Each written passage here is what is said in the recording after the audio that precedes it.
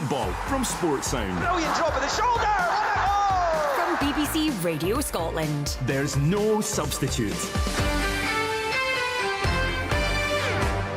You're listening to Sports Sound on BBC Radio Scotland. A very warm welcome to viewers on the BBC Scotland channel. You'll also find us on the iPlayer, and there is a link on the BBC Sports Scot website. So tune in to see what is happening here in the studio. It's a huge afternoon of action ahead. We were joined for the past hour by the SPFL Chief Executive Neil Doncaster. Lots of interesting things that he had to say on sports, and you'll find that online. And we've been around the grounds. We heard from Brendan Rodgers, we heard from Stephen Naismith, we heard from Tony Docherty. What a game is in store at Dens Park this afternoon. But our commentary match comes from Celtic Park. Celtic at home to Hearts. Alan Preston is there for us. Alan, this should be an absolute belter.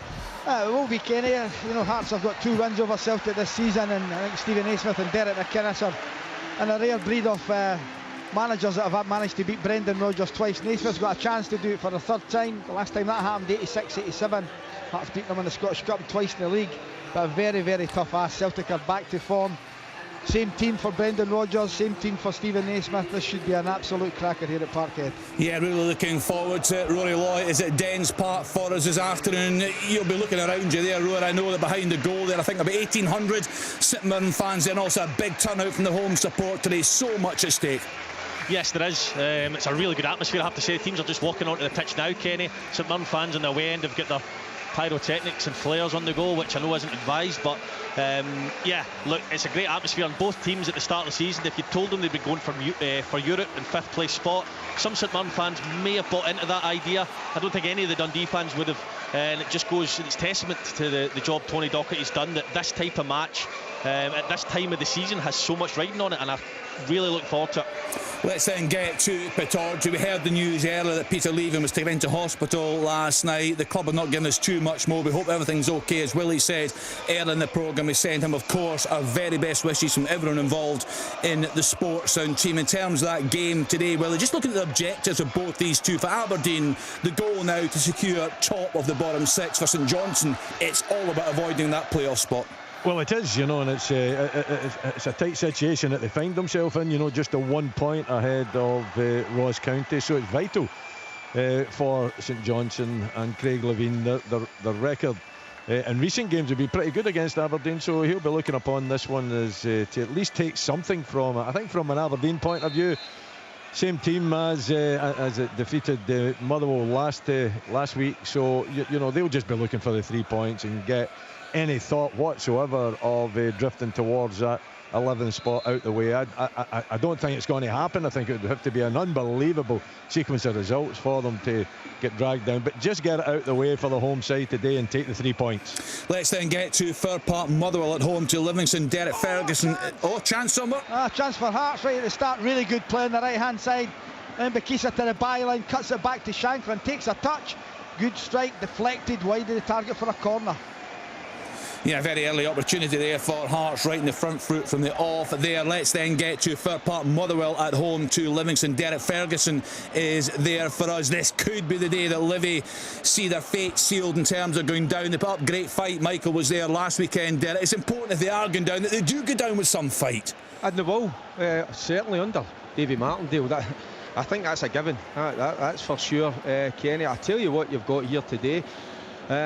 We know Livingston don't carry the biggest of supports, but there's a brilliant home support here today. And the atmosphere, it's actually electric. It's as if they know that they just need to go over the line, you know, in terms of getting safe in the league, and the fans have turned up in their numbers. The atmosphere, right from as I come into the ground as well, very early, you know, there's a little kind of a supporters club across the road. That place was bouncing, and it's get that feeling, Kenny, that this is a big game. But you're absolutely right. Livingston, I think we know that the end result is they're going to be relegated, but they'll go down fighting, biting and scratching, I'm sure.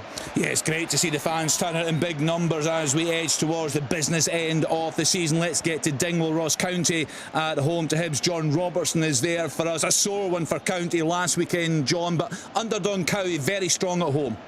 Yeah, and that could be their saviour, Kenny, in the end here. As say, Hibs come up.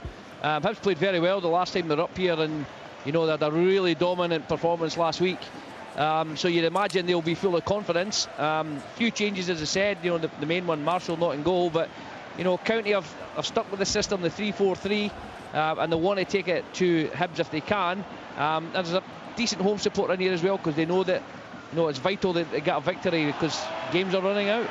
Yeah, they certainly are, and Kenny Crawford gave us the scene set from Falkirk. Kenny, I had to say, you're talking about the sellout crowd. They were getting here already before the game, the atmosphere bursting through the airwaves. Yeah, it was really nice. Allo actually formed a guard of honour for the Falkirk players to come out, and all the Falkirk players were holding their kids, and it was just a really nice moment. So we probably won't get kicked off until about 5 past here. We're just about ready to go now, but yeah, just such a nice sense of anticipation and happiness and joy here. They've had so much gloom over the past few years, Falkirk. Goal! Now it's their turn. Yes. Kyogo with a header. It's a corner to Celtic, comes back to the edge of the box. Atati lifts it back in, and Kyogo knocks it in. Clark's not happy, sticks it in his head. Clark's not happy. He'll get checked. I don't know is he in his eye line? I don't know. Michael will have a look at it. He's certainly not happy. Clark is over at the assistant on this side. Well, just the first viewing of it, the pictures are a wee bit jumpy, but it looks as if there's a Hearts defender that's close to the line anyway, so even if he was in the keeper's eye line, I would think that he would be onside. Has he been fouling him as a corner? I don't know. Yeah. He's certainly aggrieved, Clark, anyway. He's over to see the assistant on this side. They're all having a go at the referee now. Devlin's now in the referee, speaking to him. Well, Clark's actually coming out to make the punch. He's making his way back as the ball's played. It could be tight. It could be tight because, yeah, there's the defender on the line. I think it's actually Lon Shankland that's on the line. Clark comes out with a punch, but he's trying to get himself back to the line. Kyogo's on the edge of the 6-yard line. It could be tight because obviously you need the goalkeeper and a defender. Yeah, I have to say, as Michael said, that picture we got in here is sticking at the moment. It's quite hard, isn't it? I just wonder if there was a foul possibly with Greg Taylor as well. I think is it Lembikisa as well. He's off. It's a potential offside. Yeah, he is off. That's what they're saying. He's offside. Clark's remonstrating, saying that there's someone behind him. Kyogo was behind him. That's what he's saying. Yeah, it looks that way. Biscuits, it does. It looks like it's going to be very tight. Very tight. Shankland's behind. Giving it. You know, the one thing I would say is Kyogo's body is behind Clark, but just with him backtracking, it could well be that Clark's foot is playing him onside. I think that's what it is, Michael. Yeah, I think that's what it is. It's the back foot. I think we'll see it again. So we've not seen a good are not great that you're getting through here, Kenny, are they? No, hopefully that one improves. It keeps freezing. Here we go again. Hopefully it doesn't freeze. So the ball's into the area. Clark comes out. So hard, isn't it? Well, you didn't see it because it jumped past the frame when you needed to see if it was offside or not. I mean, look, they've obviously they've put the lines on it, very tight, but terrible start for Hearts. Absolutely. So Celtic with that goal through Kyogo after 4 minutes. Celtic 1, Hearts 0. Now there's a huge game at the bottom of League One this afternoon. It's a straight fight between Stirling Albion and Athletic to avoid that playoff spot. They're playing each other today. Stirling Albion 0, Annan 1. The Sint with a goal on 4 minutes there. Cove Rangers 0, Edinburgh City 1. Finlay Marshall in 4 minutes. Yes, Rory?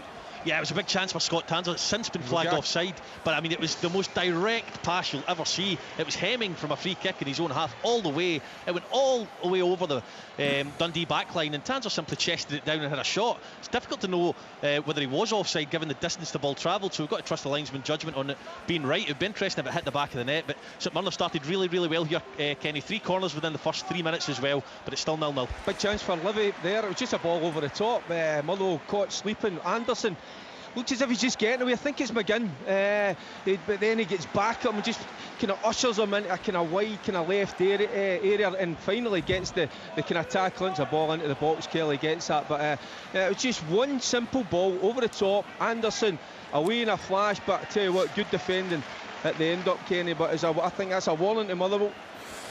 Yeah, Livy clearly up for the fight as they were last weekend. Just a reminder, we are on the television today on the BBC Scotland channel on the iPlayer. There's also a link online so you can follow us there. You'll get all the goals as they come in right here on Open All Mics on BBC Radio Scotland. Just in terms of the lower leagues today, so we saw last night Inverness Cally Thistle into that playoff spot.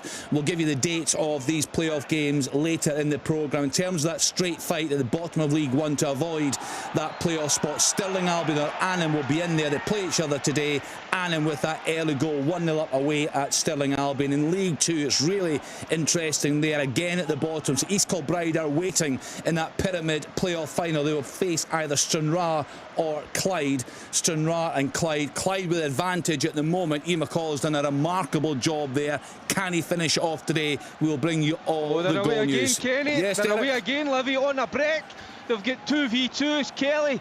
Oh, he's looking to play. I think he should just go to the different. Gets his shot away just past the left-hand post. It was Motherwell trying to work a corner kick.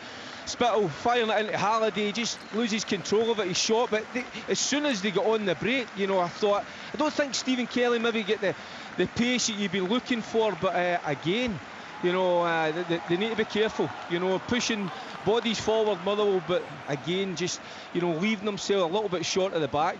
I just think of Kelly, just a little bit more pace, went at the defender a little bit more direct and committed them. There might have been a better outcome. He did get shot off, Kenny, but it's pretty tame at the end up. Yeah, you just wonder, Leanne, where this has been, because Michael said they played well last weekend, great fight, a very positive start here this afternoon, but for much of the season they've been miles off it. No, I know, and you just wonder, is it just that almost the pressure coming off, that there's an acceptance and a realisation that they will be relegated, and it just offers them a bit of freedom to go and play and express themselves. But what I wouldn't say is the likes of Anderson, he's not started an awful lot of games this season for Livy. He's starting now. I always think he carries a threat. He gives you that outlet, even in these early moments of the game. Derek's talking about the ball over the top, the counter-attacking ability that Livy have got. And interesting today, even in the team lineup, we see Newbley on the bench, a player that Livy have looked to so much, but maybe they've just tweaked the style ever so slightly, stopped the reliance on those types of players. And as I say, you play with that freedom and the acceptance that you know what your fate is. Hamilton Accies 1, Celtic Hearts 0. Liam Morgan on 7 minutes. Also goal in the 7th minute. Peterhead 1-0 up at home to Dumbarton. Let's then get to Pittodrie. What's happening in the early stages there, Willie? Yeah, it's pretty lively from the visitors. St Johnstone have had most of the ball, most of the pressure. Nicky Clark had a shot that was blocked. Andrew Considine had a little flick at the near post that almost deceived Roos in goal. But Aberdeen struggling to get into the game. So the happier manager will definitely be Craig Levine down there. His team have started well on the front foot, taking the game to Aberdeen. It's a very offensive looking formation that he's got out there as well. And Aberdeen, you know, been restricted to just hitting in the counter just now. They've had no chances, and the visitors have had a couple of efforts in goal.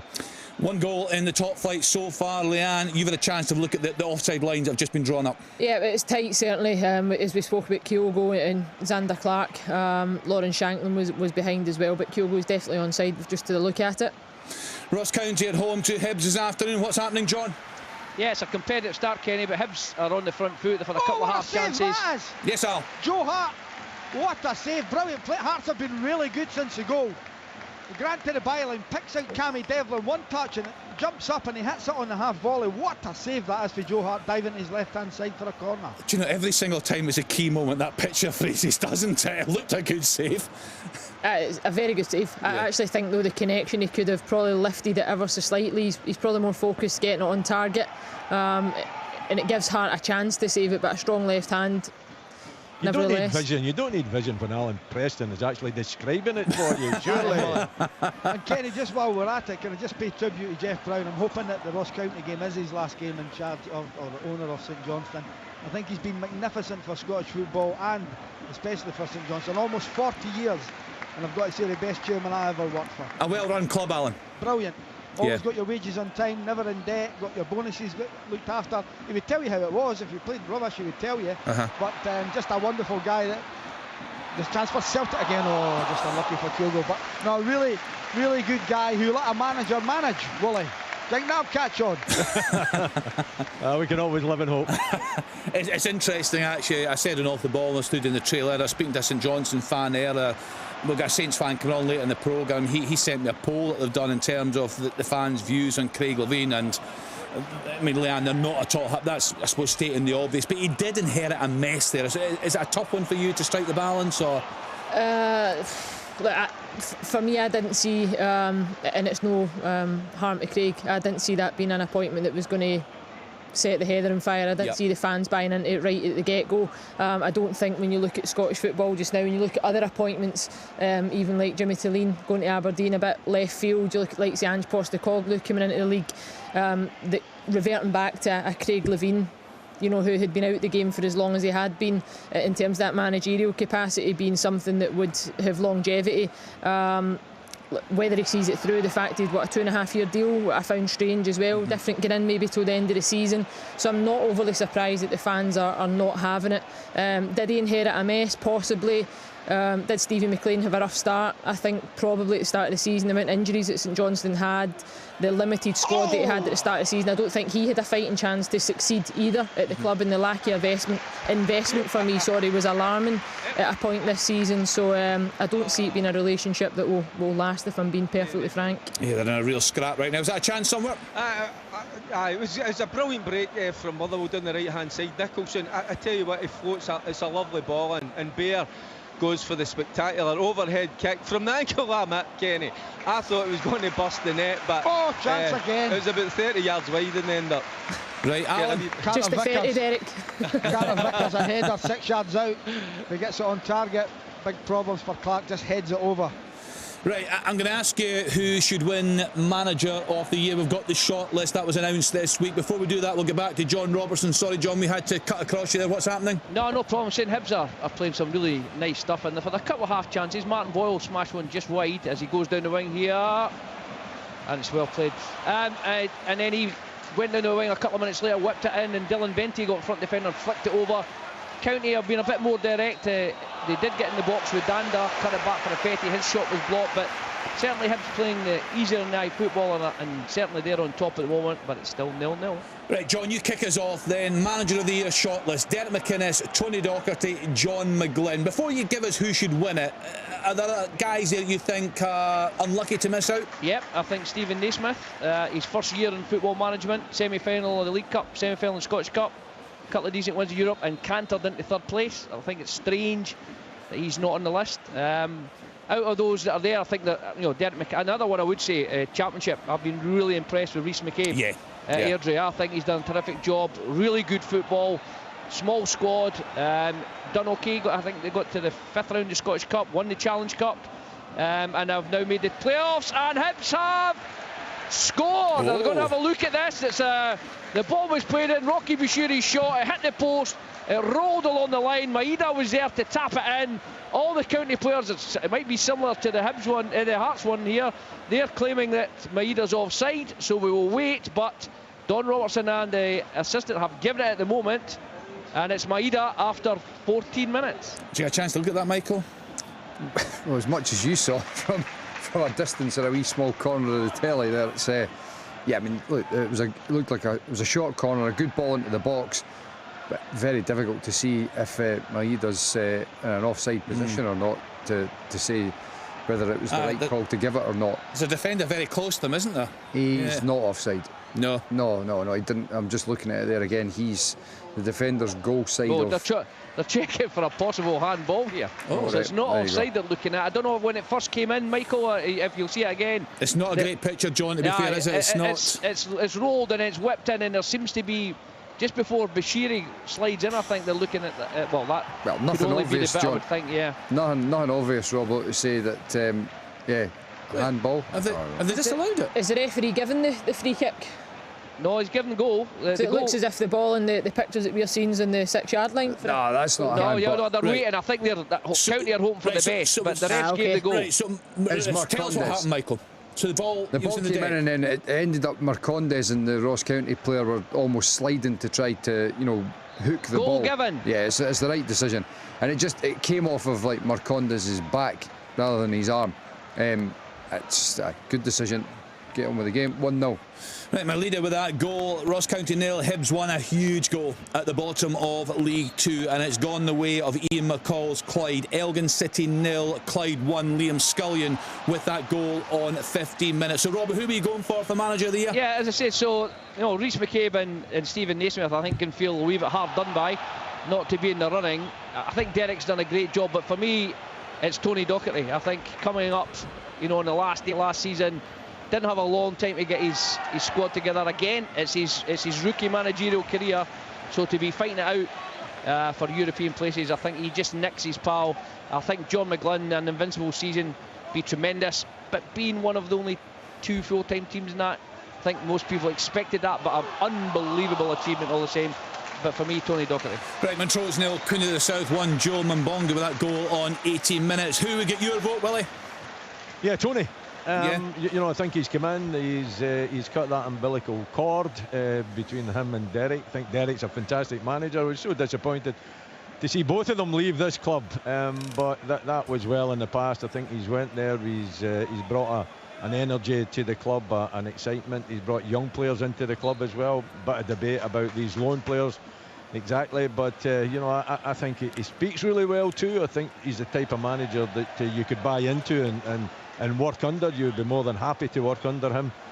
So I think what he's done there by, you know, getting Dundee, who constantly have been, you know, fighting relegation issues or being relegated, and he's now taking them top six. I think we've got a possible penalty. No, it's taking ages. Again, it's handball, and we spoke about the experience. Everybody doesn't know what's happening. It's getting, he smashes it at the player. He's only about 2-3 yards away. You know, I don't think they've got the corner kick. It'd be really harsh, but it's taken so long. So this is a penalty to Motherwell. Yeah. It's taken for ages. That's never. He's going to go to the monitor. That is never. I mean, I've just seen one replay. I don't think it was Michael. No. But here we are again. Here's a good replay, Michael. Yeah, but do you know his hand though? Is it the lower part of his arm? I think we see a better angle on that, do we? I caught it just from behind the goal, and I did think initially if it's hit the lower part of his arm, it's slightly outstretched for his body. This, I think, is the angle here. Right, so Liam, what are you giving? If that's Michael hit the bottom of his arm, I think that would be given. Should it be given? Under the current laws of the game? Quite possibly. You keep going on about under the current. I mean, to be honest, I'm not even seeing a good replay of this, but you talk about the current laws of the game. Exactly. The current laws of the game allow for you to move. And if the ball hits your arm and your arm's in that position because of the movement, then it shouldn't be given. I But the think people it's interpret Kelly, it's come off it. They've gave it. I really find that hard to.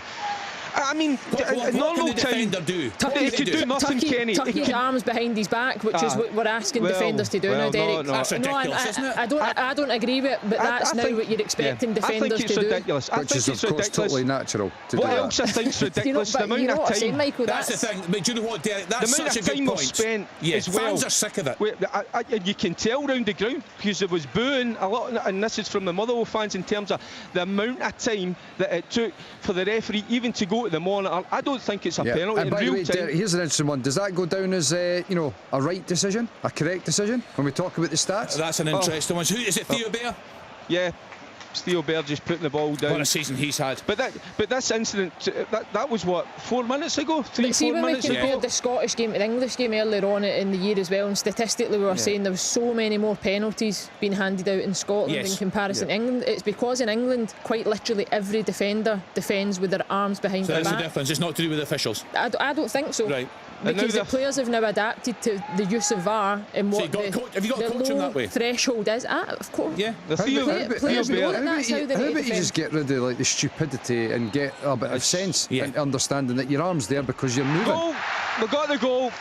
The referee was over it. You know, he had to put the ball in the spot 2 or 3 times. Right, okay. Right, first of all, goal Celtic Park. Equalizer here. Unbelievable ball from Riley to the back post, and there's Kyogo again with a volley from about 15 yards into the bottom corner. Long way back for Hearts even this early in the game. Celtic 2, Hearts 0. Cool finish, John Robertson. John? Yep, it's an equaliser, you can hear from the crowd. It's an equaliser for Ross County. It was a rare attack that went down the right hand side. Ifetti threw it in there. Terrible defending for Rocky Bushiri. He lets the ball bounce, it skids up onto his chest, and all he does is cushion it down for Simon Murray, and he just slams it home. It's Ross County 1, Hibs 1. Big moments there. Celtic very comfortable now against Hearts, you'd have to say. Did you get a chance to look at that finish again, Leanne? Which one? Kyogo. Listen, it's a cool finish, but it's a ball field, Riley. It's all about the ball field. So poor defensively, though, I would need to say.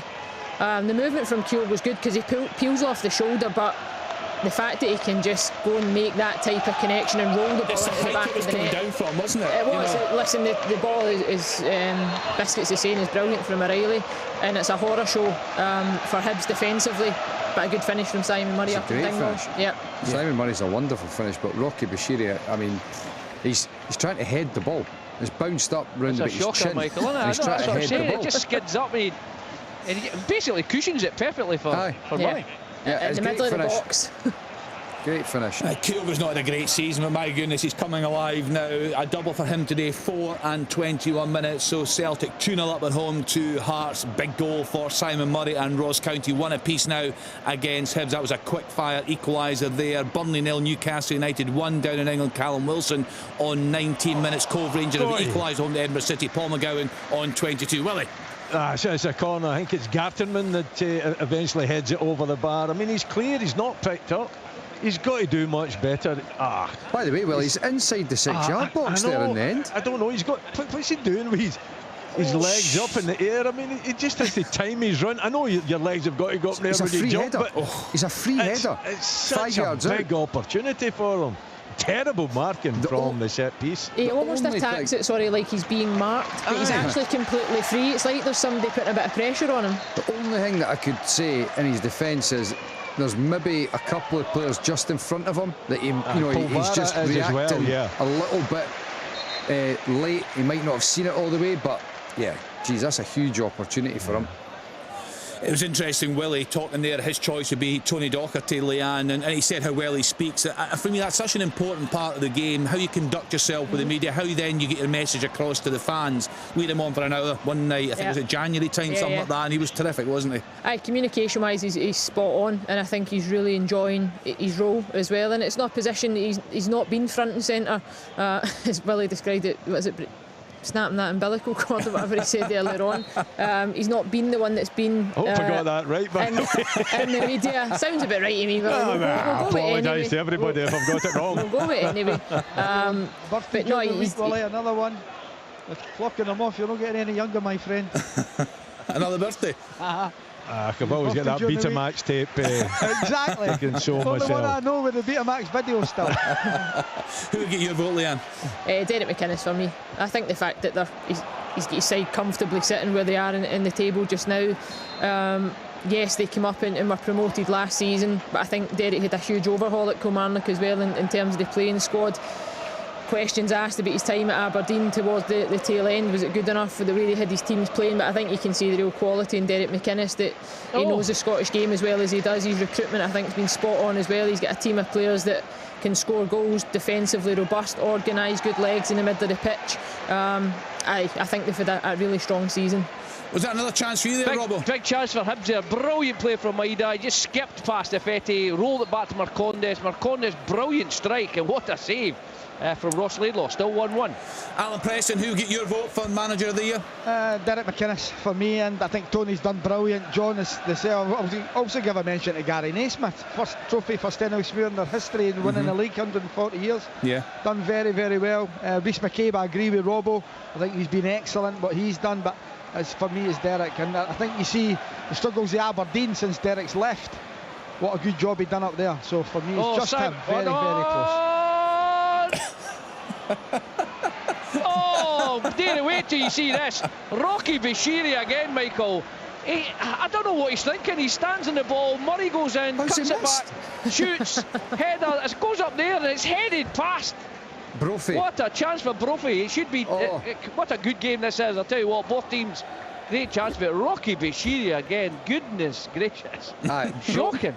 John, it always helps when you've got poor defenders, eh? I tell you what, Willie, it's not like the 80s, Willie. It's not like the 80s when you were a teenager. Brophy's missed by a good distance as well, by the way. It's not. He's got to score, Michael. I mean, he needs to at least hit the target, John. Miles off target. Murray was desperate to cut it back to him, but had to go on his own, and I say it just goes up there, and the Hibs boys have been caught under the ball, and really, County in this position they're in can't afford to miss chances like this, because every time Hibs come forward, as I said, they're really easy on the eye. They're playing some lovely slick football, Hibs, and they've created chances themselves. So if County are going to get the 3 points they need, they must take chances like this, because this Hibs side are dangerous, but they've got Rocky. But what we've been saying for years, though, middle to front, they're very good. Yeah. Even as far back as the Ryerdons and O'Connors and all that. But Paul Hanlon defensively, they're all over the place. I know Paul Hanlon's maybe his last season here, but he's defending well enough, and the two fullbacks are pushed right on. So it's basically Hanlon and Bashiri, and every time the ball goes near Bashiri, he makes a mistake. The thing is, Ross County, you can see that they're that home record, they've got confidence.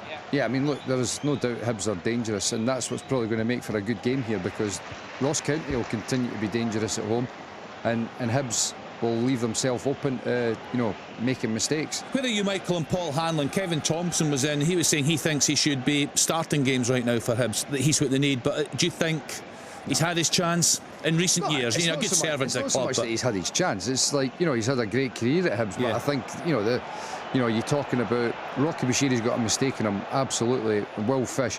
The way that Hibs are playing, Paul Hanlon's just not athletic. He used to have really good pace, but he's just not as athletic as you would probably be looking for. Look, we've spoken enough about Hibs and their need to strengthen defensively, but starting the games, I wouldn't be starting Paul Hanlon personally at the moment. Right, so latest scores across Scotland in the Premiership: Celtic 2, Hearts 0, a double from Kyogo, Dundee 0, St Mirren 0, Aberdeen 0, St Johnstone 0, Motherwell 1, Livingston 0, Theo Bayer from the penalty spot on 21 minutes, Ross County 1, Hibs 1, Mailida with a goal for Hibs in 15. Just 6 minutes later, Simon Murray with the equaliser. Of course, the Championship was done and dusted last night. Dundee United were crowned champions a couple of weeks ago. Inverness Cally Thistle are in the playoff spot, so they'll go into the playoff there. We'll have news of that in future weeks. Cove Rangers 1, Edinburgh City 1 in League 1, Falkirk 0, Alloa 0, Hamilton Accies 2, Kelty Hearts 0 in that league as well. And my screen is just frozen, so I'll go into League 2. League 2, yeah, Willie. Oh, it's off the line. It's Gartenman at the other end doing a better job to managing to deflect that one. Kimpioka down the right hand side. The legs are all over the place. I don't know where he's going. I'm not sure if he knows where he's going himself, but he opens the space up, he drills it towards, I think it's going in, I'm not 100% sure, but I'll tell you, Gartenman somehow manages to get his head on it, running back towards his own goal, and deflects it for the corner. Yeah, so I would say the same. That I think from the angle we've looked at it, it's going in. Or no, do you know what? It's maybe just going, sneaking past the post. But Gartman certainly doesn't know that. No. It's a very, very good clearance. League 1, Cove Rangers 1, Edinburgh City 1, Falkirk 0, Alloa 0, Hamilton Accies 2, Kelty Hearts 0, Montrose 0, Queen of the South 1, Stirling Albion 0, Annan Athletic 1. Just 1 minute, Willie. League 2, Bonnyrigg 0, Forfar 0, East Fife 0, Spartans 0, Elgin City 0, Clyde 1. That's a big goal. Peterhead 1, Dumbarton 0, Stranraer 0, Stenhousemuir 0. Willie. Ryan McGowan this time, clearly unmarked at the other end, and he's put it over the bar, and he's got to get that on target. Surely, you seen any replays of it in the studio? But from the corner that Gartenman gave away, Ryan McGowan's up. He's got a clear header. He's unmarked and he puts it over the bar. Another big chance. Right, let's get to a game we gave a big build up to at Dens Park. It will have big implications in terms of that race for Europe. Rory Loy is there for us. Dundee at home to St Mirren. What's happening, Rory? Well, St Mirren are dominating, absolutely dominating the game. They're playing a 3-4-3, but Strain and Tanser, who are either side of the 4, are actually dropping back to make it a 5, and you'd imagine that would leave Caelan, Boyd Munce and Mark O'Hara vulnerable, but they're absolutely dominating the midfield. Mandaron's winning everything in the air. They've had 5 corners, haven't really had any clear openings at goal, but they're by far and away the better side. Dundee have looked dangerous just once or twice on the break. It was Tiffany who glanced one wide just about 10-15 minutes into the game, and he had a slide rule pass which nearly made its way to McCowan, didn't quite, but that's all we've seen of Dundee. They've been really quite poor tactically. Stephen Robinson's winning this battle so far, but it remains 0-0. Just a reminder, we're on the telly on BBC Scotland right now and on the iPlayer, and you will find a link online. Just go to the BBC Sport Scot website. Let's dip into League 1 then. A big day of celebrations at Falkirk, Kenny Crawford, but as you were saying earlier, it could be extra. Oh, right, Derek. A goal for Livy, is it? No, they've gave it offside. I tell you what, they deserve something already. I'm still not having that goal. It's still annoying me. It really is. I just can't get it out of my head. You know, smashing the ball from... Anyway, it was a cross there just from the right-hand side. Centre of goal. It was Mackay with the cross and then just finding Anderson. So, not... Sure. I think it's a foul on the right hand side. Yeah, I think maybe initially in the build up, just over to the right hand side. And it's just like getting re-refereed, you know, because I'm sure David Monroe was quite happy when the ball gets smashed off the player. Just a collision, wasn't it? Yeah, it looks as if the Motherwell is that player, not a foul either? It actually looks to me like what the Motherwell player falls. Yeah, goal Alloa. So it's the invincible season in goodness. question. And guess who it is? Big Connor Salmon, former Falkirk striker. He's played for a lot of clubs in Scotland, mind you. His header has gone down off the underside of the bar. It was a really good header back across goal by David Devine, the young defender for Alloa Athletic, and it's put the Wasps 1-0 up, and it's silenced the Falkirk Stadium. 7,000 fans here watch that Salmon goal go in. Falkirk need to avoid defeat to stay invincible for the rest of the season, but Alloa lead 1-0. Rory, is this a good time to go for you for Manager of the Year? Perhaps your answer would be better given about 4:45, given what we've just heard from Kenny Crawford, but who would get your vote? John McGlynn, Derek McInnes or Tony Docherty? Yeah, I think Derek McInnes for me. I don't think they've any divine right to be fourth by such a distance and finish there comfortably. Tony Docherty obviously had a fantastic season. Anytime I've seen Kilmarnock this year, they've been really good to watch. He's identified in the summer what he needs to take the next step, Derek McInnes, and he's so good at that, and he attracts such good players, and a lot of players he's worked with before who clearly like working under him. So I think all things considered, honourable mention to Rhys McCabe as well as the other guys, but Derek McInnes for me. For you, Derek? I think the guys that have covered it all, again, it's got to be Derek McInnes, because he's an extremely handsome man as well. There you go. I mean, he ticks on it. His recruitment's been first class. He's had big results and been in fourth from where they were last season. He's been different class. Right, let's get to Kenny. Was that against the run of play, that goal of Falkirk, Kenny? It was generally, yeah, although Alloa haven't been completely out of it. The best move for the match from Falkirk that almost resulted in a goal for them actually came with a move between three of the League One Player of the Year nominees. It was Brad Spencer found Callum Morrison. He laid it off neatly to Calvin Miller, who shot a goal, but the Nigerian goalkeeper Ogayi saved well from that one. But yeah, Alloa, that one came as a bit of a shock because they hadn't had any clear-cut chances. But Connor Salmon, who left Falkirk to join Alloa a couple of seasons ago, scored a good amount of goals for the Bairns, has come up to haunt them, and he celebrated reasonably sedately in front of the fans in one of the away ends, in one of the home ends there. So not to rub it in too much, but yeah, interesting times here, and John McGlynn's got some thinking to do to make sure his team can get this invincible tag, because they're trailing at the moment. Yes, Kenny said an expectant crowd there. It is a sellout at the Falkirk Stadium. Let's get to Celtic Park, the home side in total control there, Alan. Yeah, they're dominating. Hearts have played okay actually. They were especially 1-0 down. It was a good spell for them. Had a chance. Devlin's effort really unlucky, but you know, since that second goal's gone in, it's been all Celtic. The Hearts are defending deeper and deeper, and see Stephen Naismith trying to get the back five up if he can, but it's difficult. They're getting hemmed in now, Hearts, and you can only see this going one way. You'd expect Celtic to score more goals. Hearts need to get the next one if they want to make a game of it. Who's the better of the two teams so far at Pittodrie, Willie? St Johnstone, I would say. Yeah. Chance again for Kyogo for his hat-trick. Great play from Forrest, who's coming to form at the right time for Celtic. Got a byline, whips it across. Kyogo makes a front post run outside of the right foot, flicks it just wide of the target. It's taking a deflection out for a corner. Willie, I'll come back to you. John, is there something happening up there? Just I'm getting told, was it Jan Danda? There was a strange incident. The referee stopped play. Jan Danda spoke to the referee, Kenny, and he was pointing over towards the Hibs fans, and the referee was chatting away to him for a good couple of minutes, and then wandered over to speak to the county stadium manager and said something to him. So we're not 100% sure what's happened. As you say, there's a chance for Hibs. Oh, great save from Mayunda. Yeah, and he's speaking to him, so we don't know if something's been said.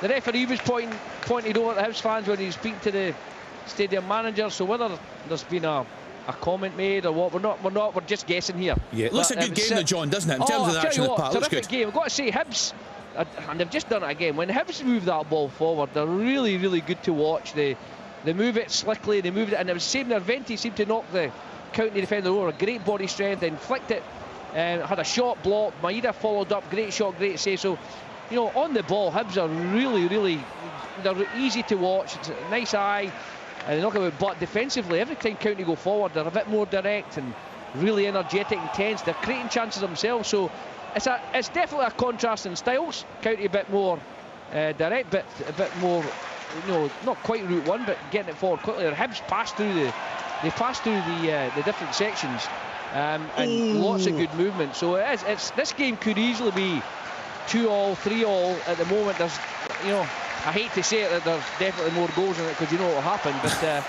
I'm hopeful that there's certainly going to be more goals here. Which end, I don't know. Good move from Dundee there. First one we've seen in the match. Luke McCowan, skipper for the day. He's got the armband on, and the absence of Joe Shaughnessy. He drove forward and unleashed a left foot shot. It was actually a really good move. It started in their own half. The guys in the studio might not see that far back, but a save you'd expect Hemming to make, but Dundee showing a little bit of promise now, but still 0-0. Some big goals going in. So down in England, Burnley 0, Newcastle United 2, Sean Longstaff in 35 minutes. Peterhead 2, Dumbarton 0, Jordan Brown in 35. Stranraer 1, Stenhousemuir 0, James Dolan also in 35 minutes. So both the bottom two winning at the moment, Stranraer and Clyde. Clyde have just gone 2-0 up, so it's advantage Ian McCall's side. If they win today, they are safe. Stranraer would drop into the Pyramid playoff final against East Kilbride. And also, what a massive game at the bottom of League One. Stirling Albion and Annan Athletic head to head to avoid that playoff spot. Stirling Albion 1, Annan 1. The equaliser coming from Josh McPake on 37 minutes. Cove Rangers 2-1 up now, coming from behind against Edinburgh City. Mitch Megginson on 38. And Clyde 2-0 up, as we were telling you. Liam Scullion just coming through with that goal. Yes. Have they just given Celtic a free kick? Michael, Forrest has ran into Hatate. I saw it. And he's given the Celtic a free. The two of them are lying on the ground and ran into each other. There's no Hearts player near them. But Line McKees tracking James Forrest. Oh, by the way, it's a free kick. You're talking 24 yards out. That is unbelievable. That is unbelievable. It's a shocker, isn't it? He's so in real time, and I'm thinking to myself, his blood just makes sure they're all right. And then they're getting the ball for a free kick. And I was thinking, there must be something else in the replay. Goals free kick in the box coming up here. The referee trying to protect himself. One for you here, Michael. There's a real coming together in the middle of the park. It looks a fair challenge. Baldwin slides in, wins the ball. I'm not so sure about his momentum. He can't stop. Don Robertson was right on top of it, played on, but Martin Boyle looks in trouble here. Big chance for Motherwell. Kenny yes, there. Again down the left-hand side. He's been terrific in this first 38 minutes. Just lovely floated cross to Bear. He's got a clear header, but just can't get enough power on it. Just straight into the keeper's arms. Aye, that's a sore one, because that looks like shin on shin. And obviously the problems that Martin Boyle's had. There was no malice in it, Michael, but what a coming together it was. Yeah, exactly. The problems he's had with his knees, that could be a real sore one. I've not seen it from a wider angle to say there was no malice. Obviously, you've seen it in real time. Certainly, the close-up I had there, it looked like a sore one from Baldwin into Martin Boyle. There's another replay here, but still quite close. And Leanne, it's a chance. It's got to be. It's a goal. Yes. Goal for St Mirren. It's Alex Gogic. It initially comes from a free kick from Tanzania on the right-hand side. It makes its way to Strain. He crosses it back in. Hits a few bodies, and Gogic is there to tap it home, and what a noise is coming from the away stand. It's Dundee 0, St Mirren 1, and thoroughly deserved, by the way. What a season he's having, isn't he? But I've got to just go back to that. That looks like a bad tackle for me for Baldwin. I don't think that there's one that's no malice. It just looks like he's gone into the tackle and he's clattered him. He's up and he's walking off, Michael, so thankfully for Martin Boyle, he's going to make a recovery. He's going to play on. The physio's giving the thumbs up that he's going to go. They don't appear to be looking into it. There's nothing being said. It kind of looked as if he slipped a bit though, Michael, before it, Boyle. Perhaps it took him into the challenge as well, a bit awkward. And Derek, just to get back to that disallowed goal at Park as well. I've had another look at it, and there's never a foul, and I think it was McGinn was the recovering defender. Correct. He fell into the... You talking about the Motherwell? Yeah. Never in the Winter Sundays was that a foul. He fell into the Liverpool player. His reaction as well, he bounces straight back up on his feet and looks to try and get back in the box to defend. See, to go back with Neil Doncaster, SPFL chief exec in here, he told his reservations. I think they were fair points that he made. And he said the problem is when you accept a split-second decision before with VAR, you just kind of have to accept it, no matter how bad they are. But now, why have they not gone back and looked at that? Because probably because you speak about clear and obvious, so I suppose the referee... But that's gone out the window, hasn't it? Well, to a point. Sometimes we see it, sometimes we don't. So whether you can't disagree with what the referee's seen... but what I tell you what it does do, it throws into question massively how you can say that more decisions are correct now, because you can be selective with what is. Of course you can. Exactly. And how many are they looking at? We still don't know that. No, in terms of when you're looking at the actual ones, when you're talking about the overall number being more correct decisions, and obviously Neil saying, well, that's a factual thing. Well, the point I was trying to make was, even if that was, beyond, question, and even if it was indisputable, the perception for most people is that they're not getting the decisions correct. That is a perception.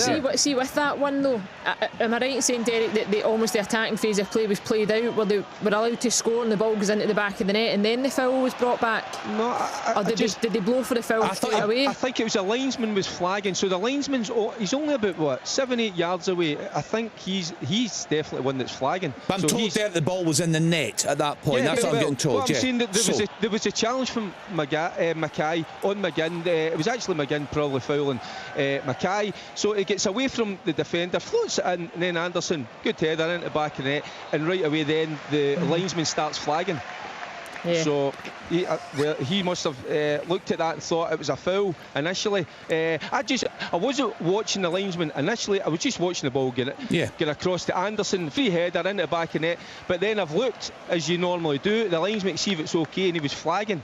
Do you know what's interesting for me, Derek, as you were describing, a big support there today, great atmosphere before the game, and even though it was a decision that was potentially going their way when the referee was called over before they get the penalty, you were talking about the frustration from the home support there. Yeah, absolutely. You could hear even the fans booing, and it was a decision that was going to be going in their favour. Yep. You know, so that just shows you it was a length of time, Kenny, it was about 2-3 minutes roughly.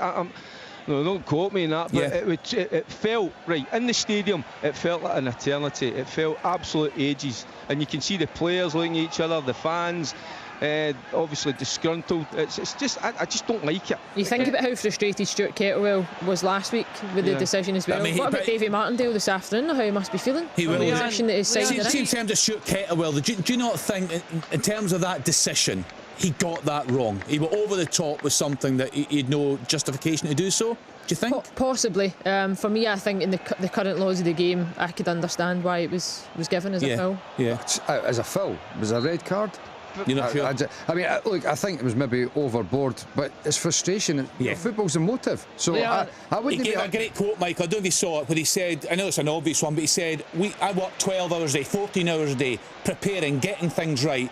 He said, you turn up, how would you feel? Yeah. He said, if that happened to you, and I get that point. I've got sympathy for him. Yeah. I mean, look, yes, he probably reflects on it and thinks he went overboard with his sort of assessment of it. But from Motherwell's perspective, I can completely understand why you're looking at that in Jack Vale and you're thinking, really? Sending off? But for me, it's not. Michael, see on the we're talking about getting the percentages right, because it always raises an eyebrow. The perfect example for me was the Everton versus Nottingham Forest game.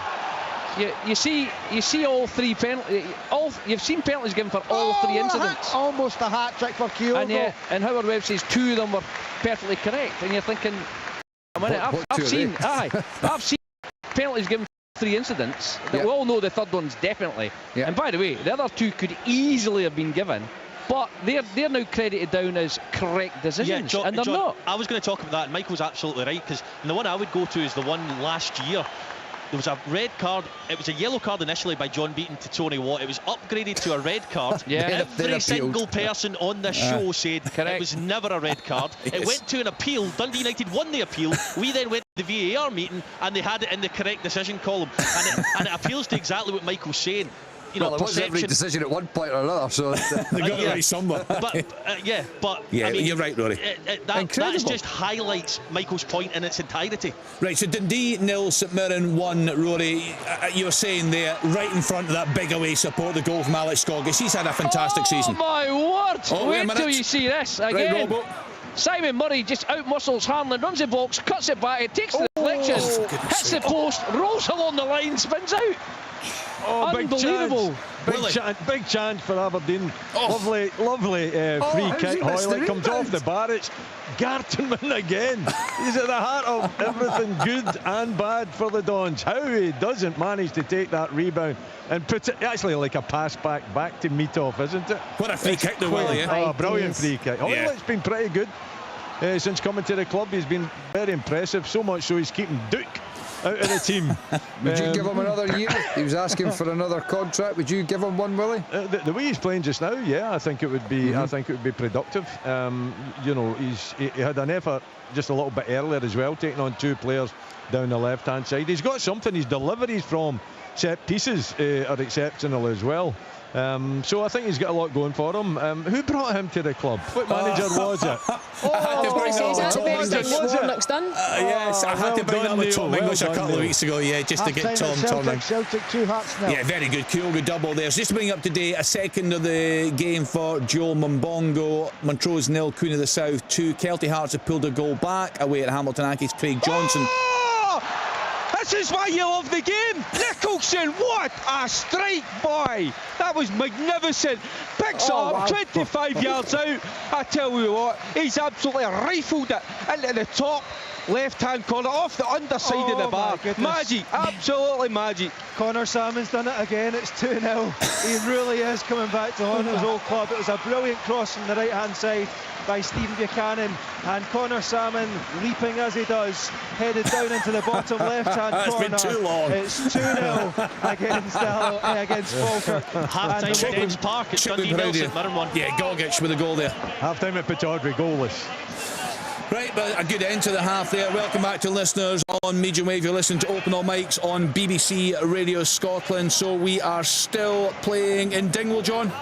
Still going. We've got 4 minutes injury time here, and I'm still looking at. I've just seen a replay of that chance. It clips off Rocky Vishiri's ankle. He's really unlucky, but it goes past Walcott's near post, hits the inside of the post, spins along the line. How it doesn't spin in is incredible, and it managed to sneak away. Honestly, this game could have been at least 3-all. Yes, look, every time I've looked up, we've got the screens of all the games in here, the 5 screens up. Every time I look up at that game, it just seems to be chance after chance. Rob was saying it's a terrific match there, and 2 goals in quick succession, and plenty of other chances around these 2 strikes that found the back of the net. I've given you all the latest scores. Alex Gogic, that could turn out to be a big goal in St Mirren's season as they chase a European spot. They're effectively going head-to-head with Dundee for that European spot. Gogic with a goal in 38 minutes. Dundee 0, St Mirren 1, Celtic 2, Hearts 0. Double from Kyogo, 4 and 21 minutes. Aberdeen 0, St Johnstone 0. Hoylett with that fantastic free kick off the underside of the bar. Gartner in the follow-up couldn't put the ball in the back of the net. Motherwell 1, Livingston 0.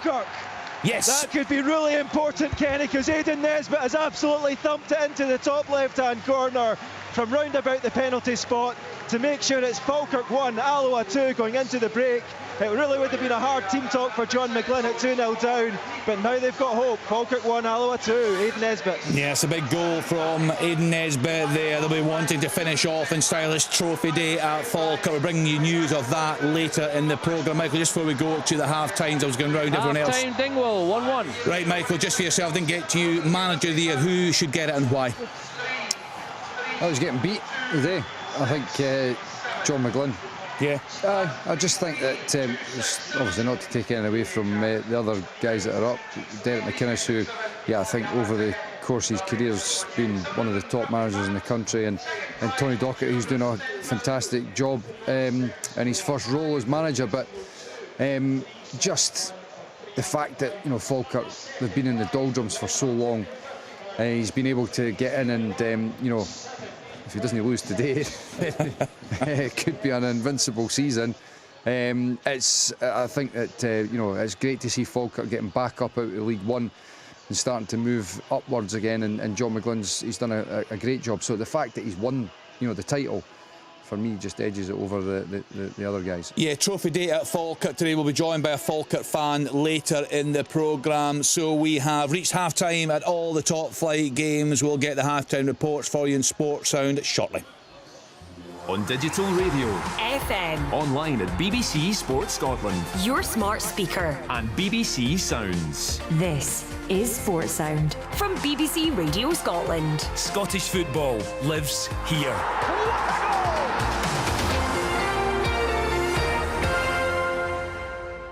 Join Tom English in conversation with Scotland manager Steve Clarke. And you were only a little guy. You could hardly see any reaction, could you? It didn't matter, I was there. Steve discusses life with the national team, past and present. I think the heart's always gone, but the deadpan's always there as well. Runner Lindsay Sharp reflects on her personal highs. I genuinely grew up believing that I would get to the Olympics. And the lows of athletics. Did you always know that she was a doper? I had my suspicions. And Tom talks to former snooker player Alan McManus. What type of player were you? I always thought I was going to win. New episodes of This Sporting Life. Listen now on BBC Sounds. You're listening to Sports Sound on BBC Radio Scotland. A reminder, we are on the telly, we are on BBC Scotland. You'll find us on the iPlayer. There is also a link on the BBC Sports Scot website. Our commentary match this afternoon comes from the East End of Glasgow. Celtic at home to Hearts. Let's cross to our commentary team of Pat Bonner and Liam McLeod. Celtic 2-0 up. It's a double from Kyogo that has done the damage on 3 in 22 minutes. The first, a header, survived a VAR check. Lawrence Shankland was playing Kyogo in an onside position. The other one, lovely finish from a wonderful Matt O'Reilly ball.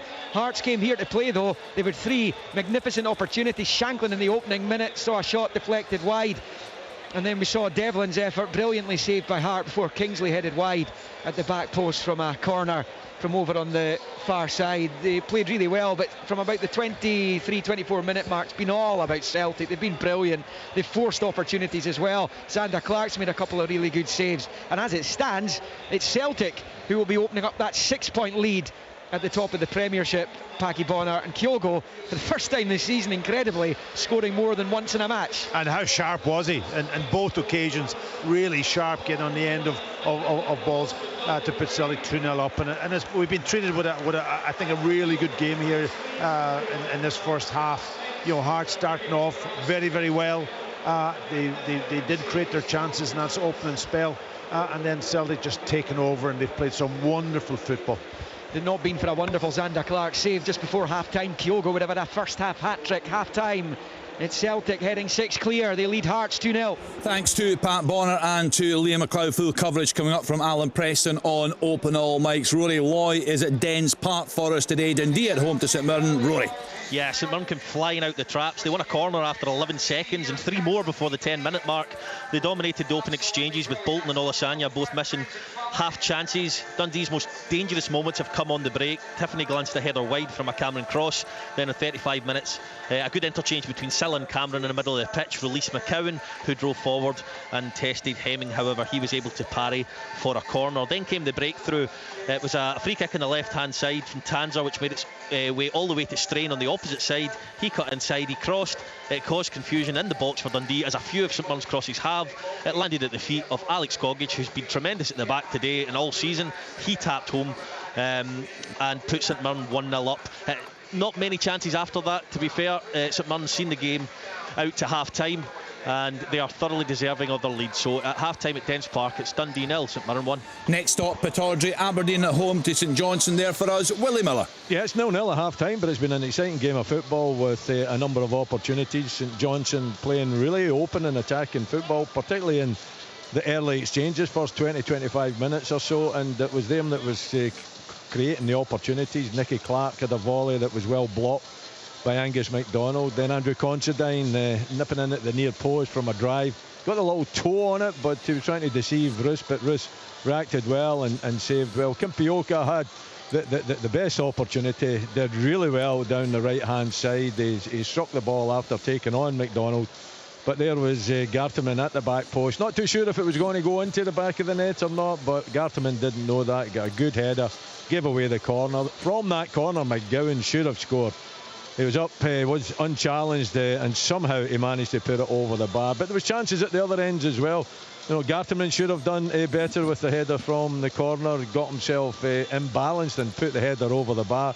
Povara did really well down the left-hand side to create a pocket of space. It was a tight angle, shot well saved. Majowski down the other side of the park, put in by Clarkson, but his shot was disappointingly weak. Hoylett had a cross to Majowski, who should have done better. But then the best chance of the game, there's no doubt about that. Hoylett free kick, brilliant little ding over the wall, and Garterman's following in. He's under no pressure whatsoever. The goalkeeper, Mitov, is down at the left post. Garterman's got the whole goal with his right foot to just slot it into. Can't get his brain aligned with his feet, and somehow just manages to pass it back to Mitov. An easy save for me to have big chance went a begging. But an exciting game, although it's 0-0 at half-time. Yeah, it was some miss. It's been an eventful game at Falkirk Park. Motherwell against Livingston. Let's get the half-time report from Derek Ferguson. Yeah, Kenny, hopefully you can hear me. A few technical difficulties here. At the moment it's Motherwell 2, Livingston 0, and believe me or not, Livy started this game brightly, breaking a couple of times with a couple of efforts, Anderson and Kelly, with those efforts going close, but the deadlock, it was broke on 21 minutes. It was Gent down that left hand side, doing really well all afternoon, smashing the ball from about 2-3 yards off of Devlin from close range. I looked at David Monroe, the referee. He looked quite happily to give a corner kick, but VAR stepping in yet again and giving the penalty kick. And it was big Theo Bair stepping up to slide home from the spot. Livy then had another goal off that was clearly not. It was McCann fouling McGinn. Norman Collier, I think, was the guy, wasn't that the comedian that used to have do the act with the voice break? I think that's what it was called. Anyway, Derek's, as he said, is having a few issues there, but the game's been really good. And Michael, just before I go to John and Dingwall, a couple of big talking points in that game. The penalty award, a contentious decision, and then also a contentious decision to chop off a goal for the away side. You've had a chance to look at both now.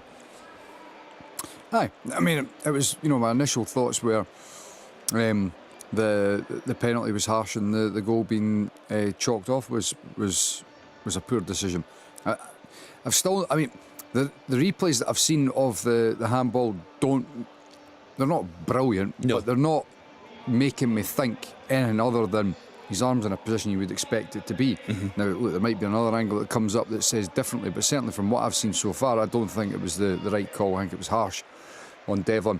And the goal that Livy scored, I mean, that's even worse for me, because I think it's McGinn's, the Motherwell defender. He is actually behind Bruce Anderson. He sort of falls over, loses his footing in the challenge, and he falls into Bruce Anderson and pulls him down. Yeah. So that's, I mean, from Livy's perspective, it's a bitter pill to swallow. But the best bit of playing the whole game, forgetting about the two incidents there, the goal. Yeah. And Nicholson's goal is an absolute screamer. Fantastic. Seen some great goals this season. It's been a great first half in Dingwall. Ross County at home to Hibs. There for us, John Robertson.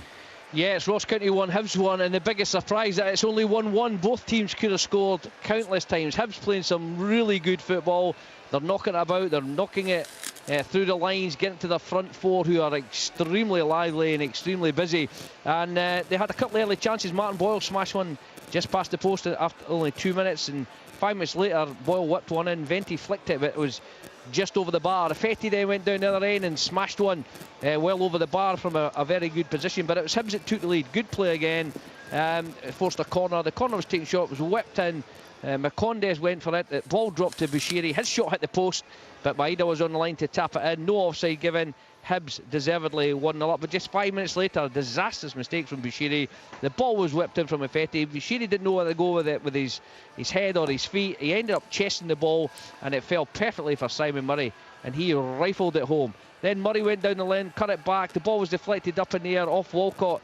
Should have been headed in by Brophy, but somehow from 2 yards he headed it past the post. Hibs went right down the other end. Mayonda put a wonderful 1-2 with Venti, smashed a shot. Brilliant save from Ross Lado. Maeda again got through, cut inside, whacked one just over the bar before County broke up the other end. Simon Murray again smashing across in it, unfortunately flicked off Bushiri. It hit the inside the post, rolled along the line, somehow stayed out before Hibs went down the park again. Jonathan Beta playing a 1-2, cracked one about a foot over the crossbar, and then right on half time, as I say, Ross County had another opportunity. Brophy went forward, his shot was blocked, and the rebound was smashed well over the bar. It's 1-1. It could have been 4-4. There's going to be plenty of action in this match still to come in Dingwall. Yeah, that is no exaggeration at all. A choice of listening once again on Sports and for commentary from Celtic Park, where Celtic are playing Hearts, tuned to BBC Radio Scotland Digital, 810 medium wave, and BBC Radio Scotland Extra on BBC Sounds. For open all mics, you'll find that on 92 to 95 FM and BBC Radio Scotland on BBC Sounds, and both are live online at bbc.co.uk/Sports Scotland. On digital radio, FM, online at BBC Sports Scotland, your smart speaker, and BBC Sounds. This is Sports Sound from BBC Radio Scotland. Scottish football lives here.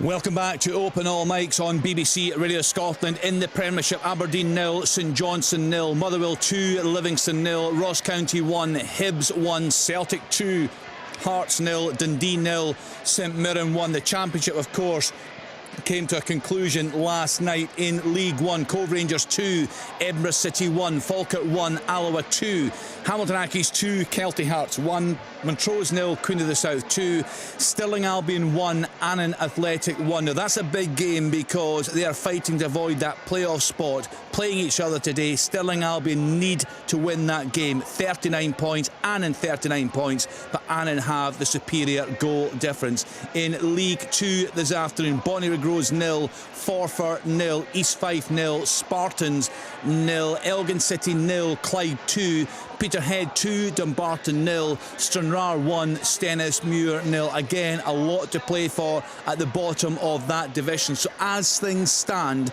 Stranraer, they are bottom. They'll go into the pyramid playoff final against East Kilbride. They've got 36 points. Bonnyrigg Rose 37, Clyde 38 points. So the great escape is still on for the Clyde manager Ian McCall. What a job he has done there. Let's then get back to Alan Preston. Alan, at Celtic Park, I think just still waiting to kick off, but Hearts seem to start quite brightly, but the class of Kyogo is the difference today.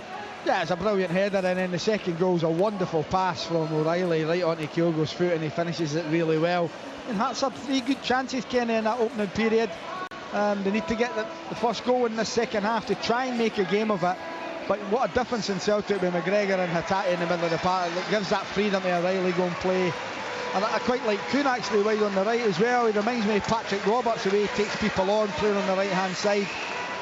You know, Celtic are beginning to fly again at a critical time of the season, and I just wondered how they would handle the pressure. You know, obviously it's a pressure game coming against Hearts, a side they've lost to twice this season so far, but they've handled it really well, and they can look forward to next week's Old Firm game if they can see out this 45 minutes of the second half. But as far as Hearts are concerned, they've played well in patches, they've looked nice on the eye, just not clinical enough for the 3 chances that they've had, and they need to get the first goal here in the second half. Alan, talk to us a bit more about Callum McGregor. We know he had a spell out. He's looked very rusty, understandably, the past couple of weeks, but back to his best today. Yeah, been excellent today. He just keeps the ball going, keeps the team moving. You can see his drive in the middle of the park. He's always in the right place at the right time. He's always available for a pass, and he does the simple thing. He's not the one who gives it to O'Reilly, who can hit that 30-40 yard pass onto Kyogo's foot. Callum McGregor keeps it nice and simple, but it's very, very effective. Right, let's get to Dens Park. Dundee against St Mirren this afternoon. Rory, you were seeing a very positive start from the away side. They got that crucial goal through Gogic.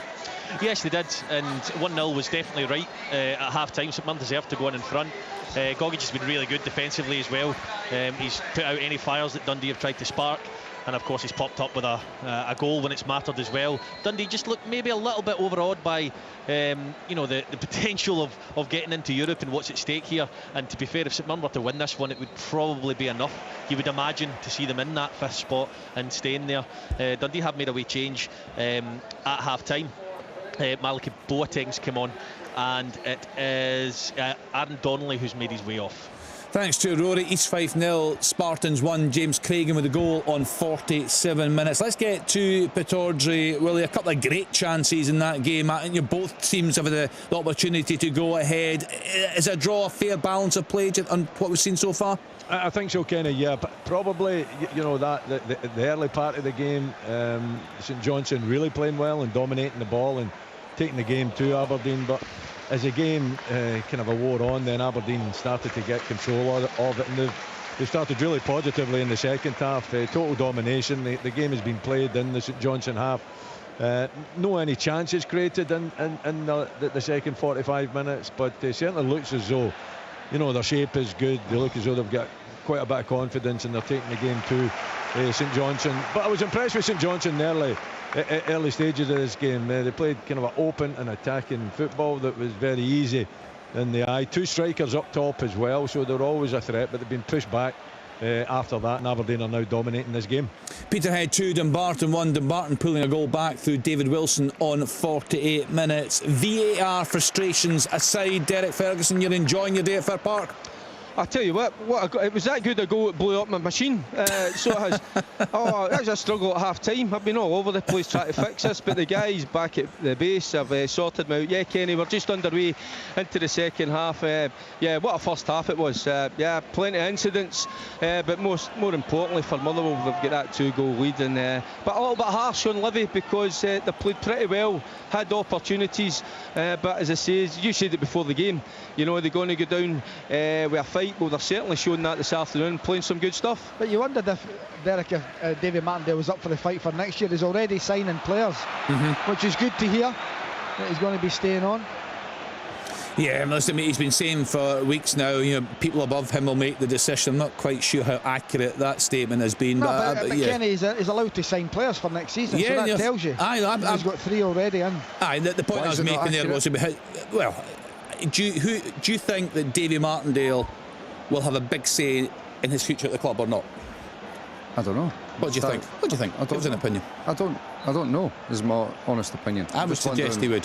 Suggest he would. All right. Bonnyrigg Rose won 4-0. Dean Watson with the goal on 49 minutes. It's been a great game so far. John Robertson and Dingwall really enjoying up there. Oh, it's been brilliant. Really, really good. It's, you know, one of these games you're thinking there's still a wee bit at stake for Ross County. You're thinking Hibs might come up with an attitude that, you know, we'll just play our way through it, but they've been great. Hibs have played, going forward, Hibs are really, really nice to watch. They're easy on the eye. There's a lovely fluidity about them, but they are shaky at the back. There's absolutely no doubt about it. They do give up chances, and County have been, to say, a little bit more direct, get the ball forward quicker into Brophy, Murray and Danda, and have caused chances, you know what I mean? They've hit the woodwork. Brophy should have scored, but saying that, you know, Laidlaw's had to pull off some terrific saves. There's been one substitution. Dylan Venty's gone off at half time, and on come Adam Lefondra. He was brilliant for Hibs the last time up here at County. He came on and laid one on and scored one, so they'll be hoping that he does the same again. But the second half started the same way. Both teams are at it. You know, County desperate to get what would be a huge 3 points, and Hibs look today determined to be the best of the rest, and certainly given their first half performance you could see why. Sellout crowd at the Falkirk Stadium. Kenny Crawford for you this afternoon, but you'd have to say Alloa haven't read the script. A great performance from them so far.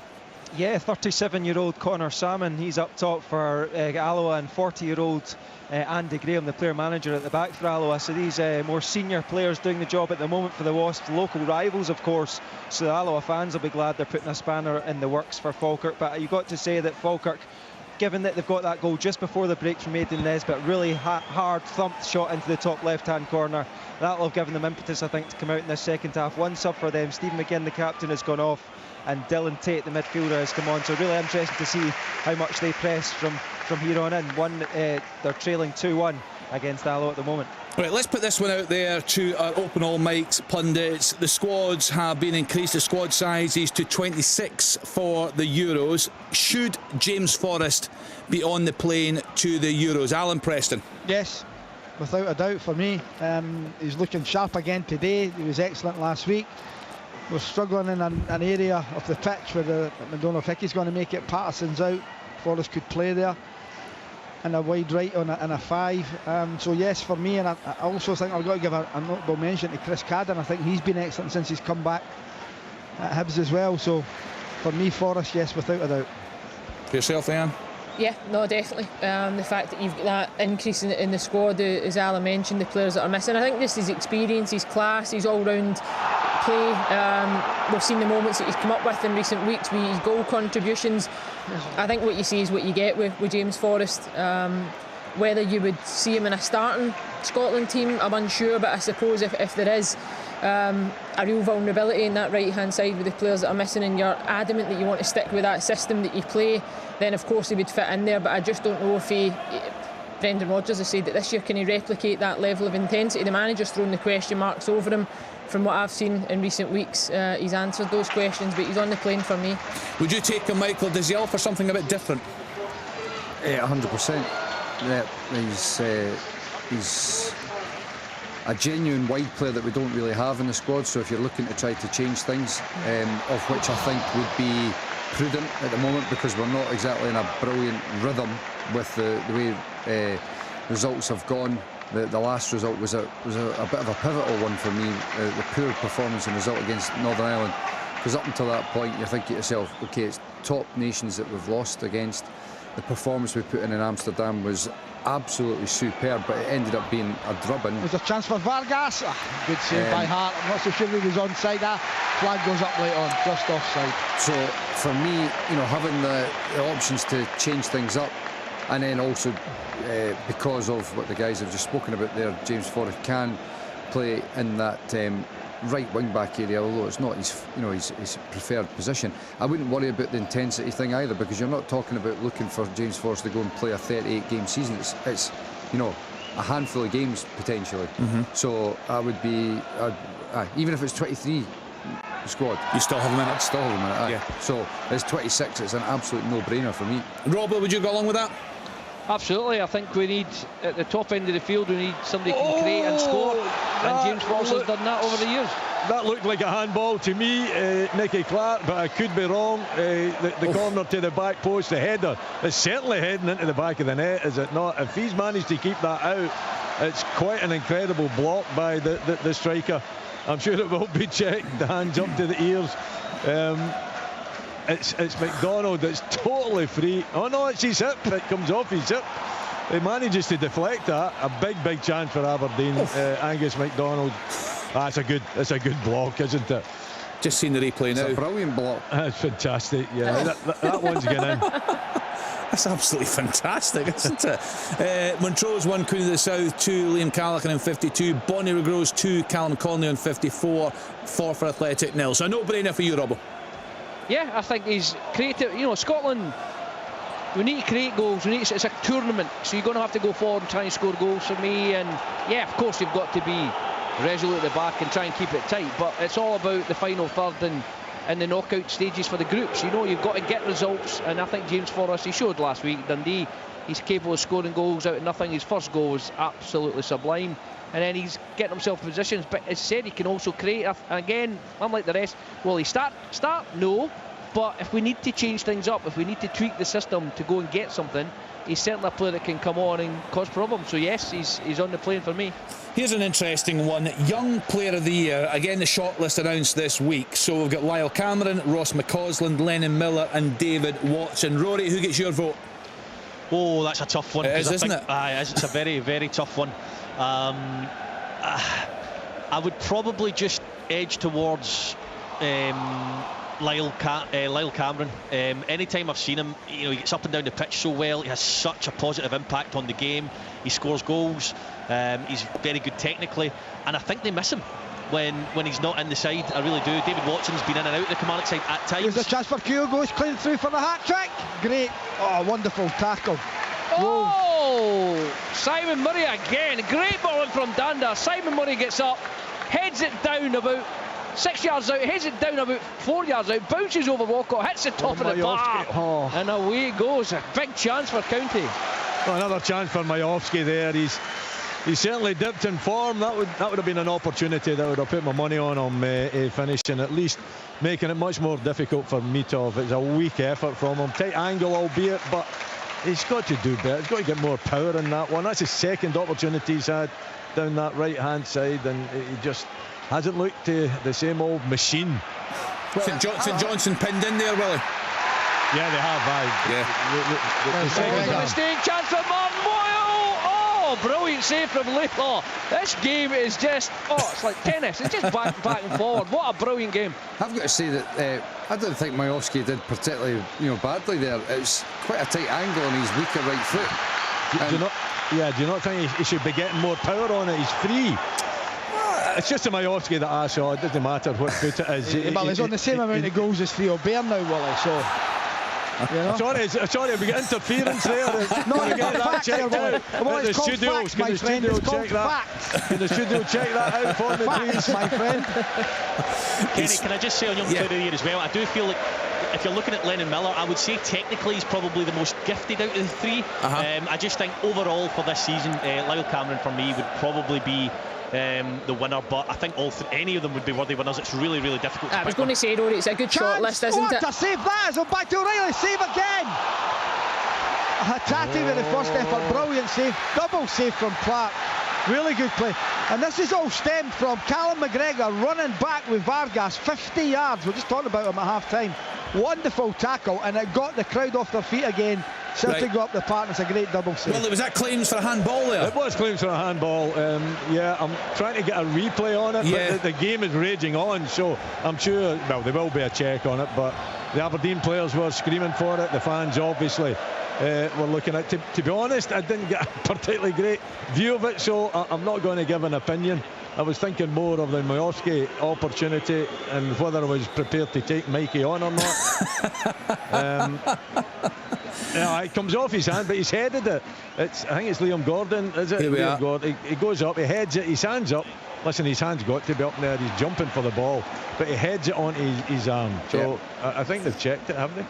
They will have. He heads it off his own hand. It's not a handball. Yeah, it's not a handball. But East Fife 1, Spartans 1, Scott Shepherd with equaliser. Nottingham Forest 2-1 up away at Sheffield United. Ryan Yates on 51 minutes. Derek, we're speaking about the shortlist for Young Player of the Year. Lyle Cameron, Ross McCausland, David Watson, and a player you're watching today, Lennon Miller. Who would get your vote? Watson for me. I think Lennon Miller. They're all different class in their own way, but I just like the athleticism, the power. I just like that he's quite adaptable. Watson, he can play, in different positions in that midfield. So I would just maybe kind of slightly edge towards Watson, Kenny. Who'd you go for, Michael? It's a very strong list, isn't it? I would go for Lyle Cameron. I think Forrest giving him the build-up. It's a big chance! Oh, good finish, 2-0, Scott Tanser. The away fans go wild again, and he flicks it over the defender. I think he means it. Michael and Leanne might be able to tell me otherwise, but he flicks it over the defender, composes himself, and absolutely drills it with his left foot into the bottom corner. Dundee have been slightly better in the second half, but it's St Mirren who are 2-0 up at Dens. Nice finish. He does really well, Rory. Nice touch over the defender, as you say. Still got a fair bit of time, right enough to compose himself and make sure he gets it on target. Just looking at the celebrations, you can see what it means to him. Well, they're in pole position. They came so close to getting European football last season. It fell apart after the split, but my goodness, they're well on course this afternoon. It just looks like there's a right good feel-good factor about St Mirren just now as well. Yeah, it's 100th game in charge today, I think, isn't it, to the manager? And it sounds just like been very positive right from the off, Rory. Yeah, they have. They've been the better team. There's no doubt about it. And Dundee players are frustrated. He made that change at half-time. I said Donnelly went off. That was a mistake. Sorry, it was Mo Salah that went off for Boateng. And they have been slightly better. Dodgson put a free kick, a wide free kick right across the face of goal, but there was no takers. They do have a little bit more control in the game.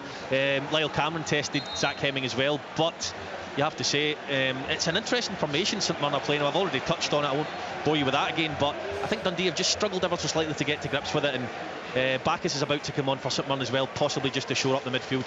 Terrible defending for Dundee. It's really poor. Terrible. Just comes for them, their inability to clear the lines, Michael, doesn't it? Just comes back on them, allowing the ball to bounce, but credit to St Mirren, they latch onto it. Michael, I think Paul Harlan's heard your comment about not being athletic enough here. He just went on a 60-yard overlap, got to the byline, cut it back, and it was scrambled away. So maybe somebody's let them know what you said there. Burnley 0, Newcastle United 4. Alexander Isak with a goal in 55 minutes. Well, who gets your shout for Young Player of the Year? Lyle Cameron for me, probably because of the three that you've mentioned, I've watched him more often in the flesh as well. Just loads of energy in there, very intelligent player. The job that Tony Dock has done, I think, has been exceptional. And it's down to, in particular, the midfield players, and Lyle Cameron being probably the most important and such a young player as well. So it would be Lyle Cameron for me. Aberdeen 0, St Johnstone 0, Motherwell 2, Livingston 0, Ross County 1, Hibs 1, Celtic 2, Hearts 0, Dundee 0, St Mirren 2 in League 1 today, Cove Rangers 2, Edinburgh City 1, Falkirk 1, Alloa Athletic 2, Hamilton Accies 2, Kelty Hearts 1, Montrose 1, Queen of the South 2, and Stirling Albion 1, Annan Athletic 1. So as things stand, at Stirling Albion, I'll go into the playoffs. They're level on points with Annan, who they're playing today, but Annan have the superior goal difference. Chance for Olasanya. You talk about the Dundee defending, Michael. Ricky Lamy here's guilty again. He's been poor today, and it's Olasanya who takes advantage of his bad touch. Luckily his goalkeeper's off his line and it goes out for a St Mirren corner. Kenny, I'm keeping a sub-watch on Edinburgh City because my middle boy has been press-ganged into being a sub for Edinburgh City for the last 2 matches. He's a goalie coach. You sent me a video. Yeah, he's a goalie coach and he's been put on at centre forward and he's given us Robertson's a bad name. That's all I'm saying. So he's a big unit, let's put it that way. He's a big unit. What advice have you given him, John? Don't run about too much, which is not a problem. that won't be a problem for him. My only worry is that if Cove get a free kick and Liam's in the wall, they might need planning permission. But he's given a penalty. He's loving it. He's absolutely loving it. Sorry, we've got a penalty at Pittodrie. I don't think it's a penalty. It's Devlin that goes down. There's a little touch on him. He throws himself to the ground. Listen, I could be proven wrong, but for me, I'm getting a little bit of a replay here. There's a wee push and he runs in. He runs into a defender and he's trying to barge his way through. I think it's Andrew Considine's got every right to get his body in between him and the player, in my opinion.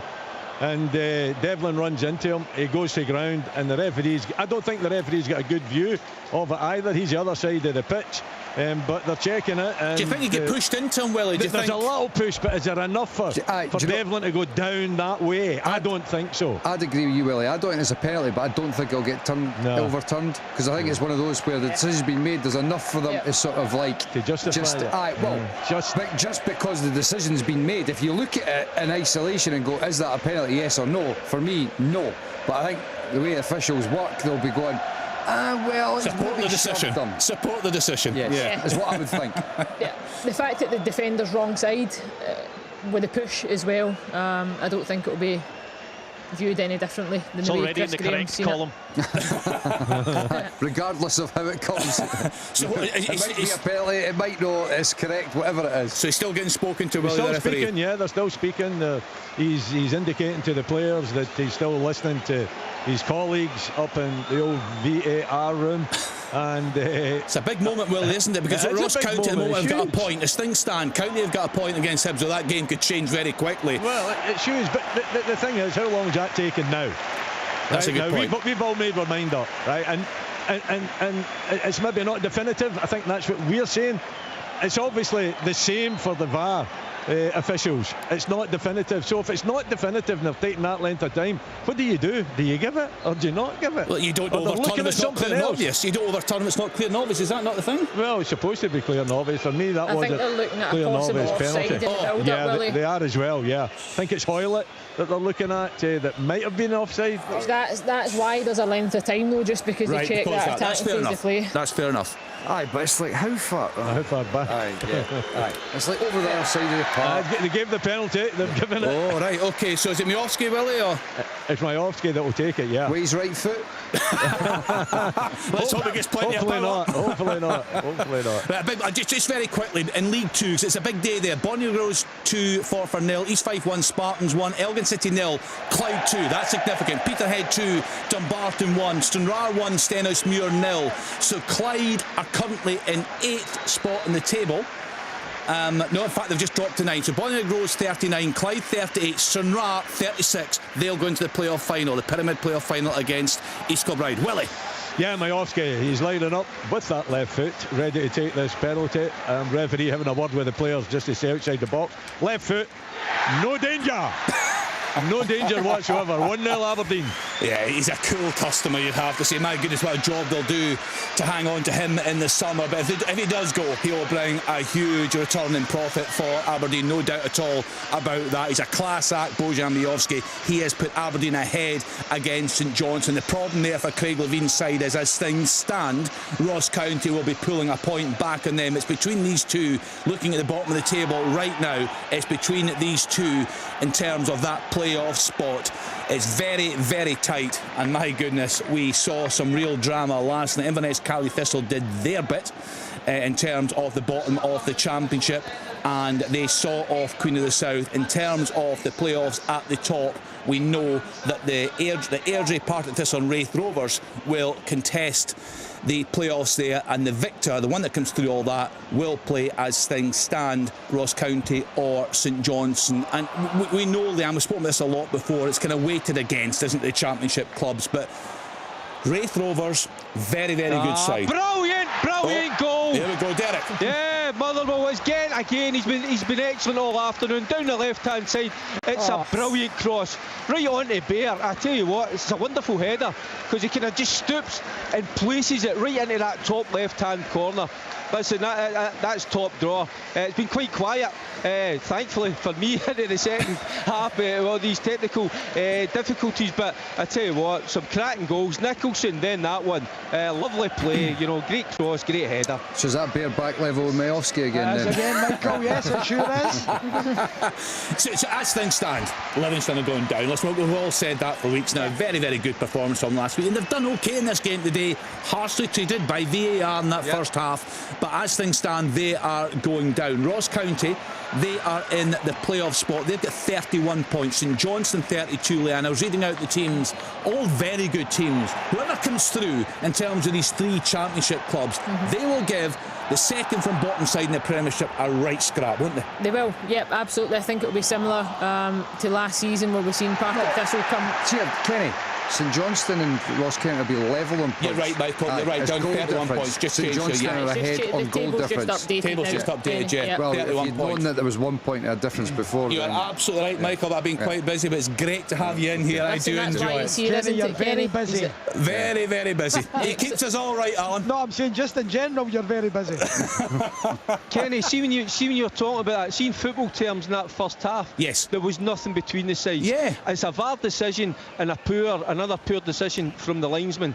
That helps Motherwell. Get obviously the goal's brilliant just before half time, but they've certainly had a helping hand this afternoon. But when you're down the bottom, you're struggling.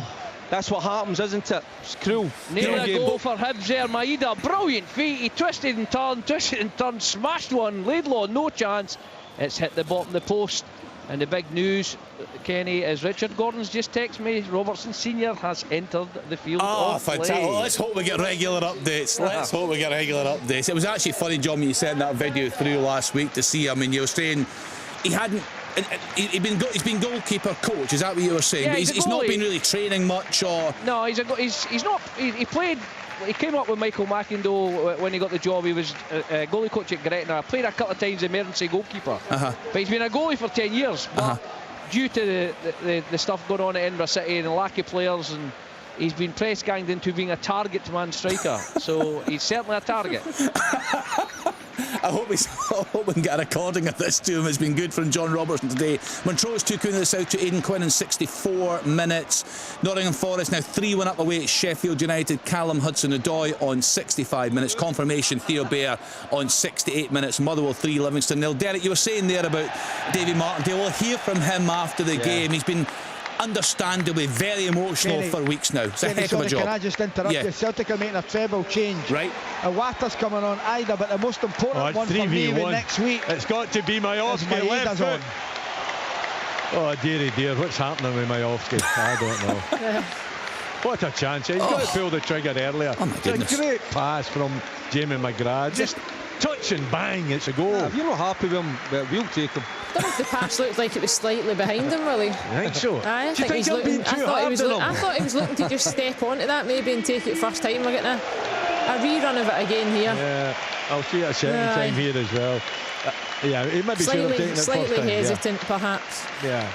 Yeah, Derek, I was saying we're going to hear from Davy Martindale after the game. It's been a really tough job for him. When you look back on the job he has done, I presume will continue to do, it's been terrific. Absolutely. And again, the change in that Livingston side, we knew them, you go back, 4 or 5 years ago, they were big, physical, strong, and pretty direct. But they've slowly, changed the way they play, more pleasing on the eye. But I just think it's down to the quality of player. And just at this moment in time, that's why they find themselves down the bottom, in terms of the quality of the player they have at the club. It's the biggest tune of the afternoon. Aidan Maeda comes on for Celtic. Such a big player for them going into that game next week. Yeah, he's done so well against Rangers, you have to say, Alan. Just give us your assessment of what you've seen. I'm interested also, Alan, in the tactical battle you've seen unfold there at Celtic Park. Celtic have been really good in the second half. They've really got a stranglehold on Hearts. Hearts are pegged back. It's been really good saves from Xander Clark. Nice play from Celtic. they're really stepping it up at the moment. It's going to be some game next weekend, Kenny, you would imagine. Yeah. If Celtic play like this, they're going to be hard to beat. They're getting players back. You can see Maeda's back. Forrest is coming into form. Kyogo scoring goals again. Hatati McGregor in the middle of the park have been excellent. Matt O'Reilly as well. Every player for Celtic has been great. Must be. Is it a goal? It is. It's 3-0 to St Mirren. Michael Leahan, you'll be pulling your hair out watching this defending from Dundee. It is awful.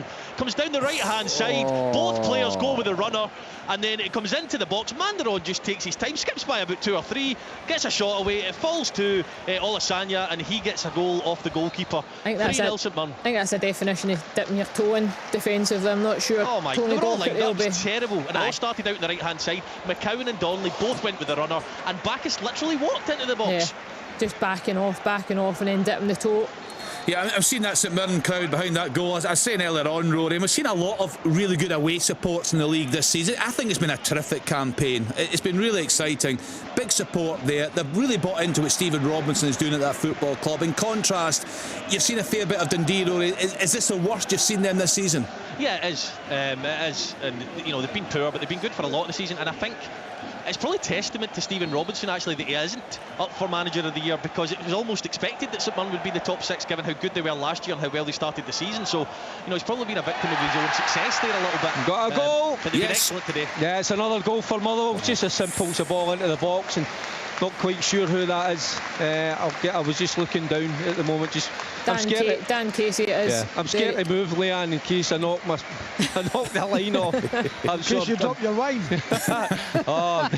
Don't go there. It's a capitulation, isn't it, for Livy in this second half? This is one of the afternoons I need a glass of wine with this machine. So I do feel a little bit for Livy, but I think that second goal just before half time just took the wind out their sails, and Motherwell just look comfortable now. So yeah, it's a shame. I'm just looking at Davy, just staring out there, hands in the pockets.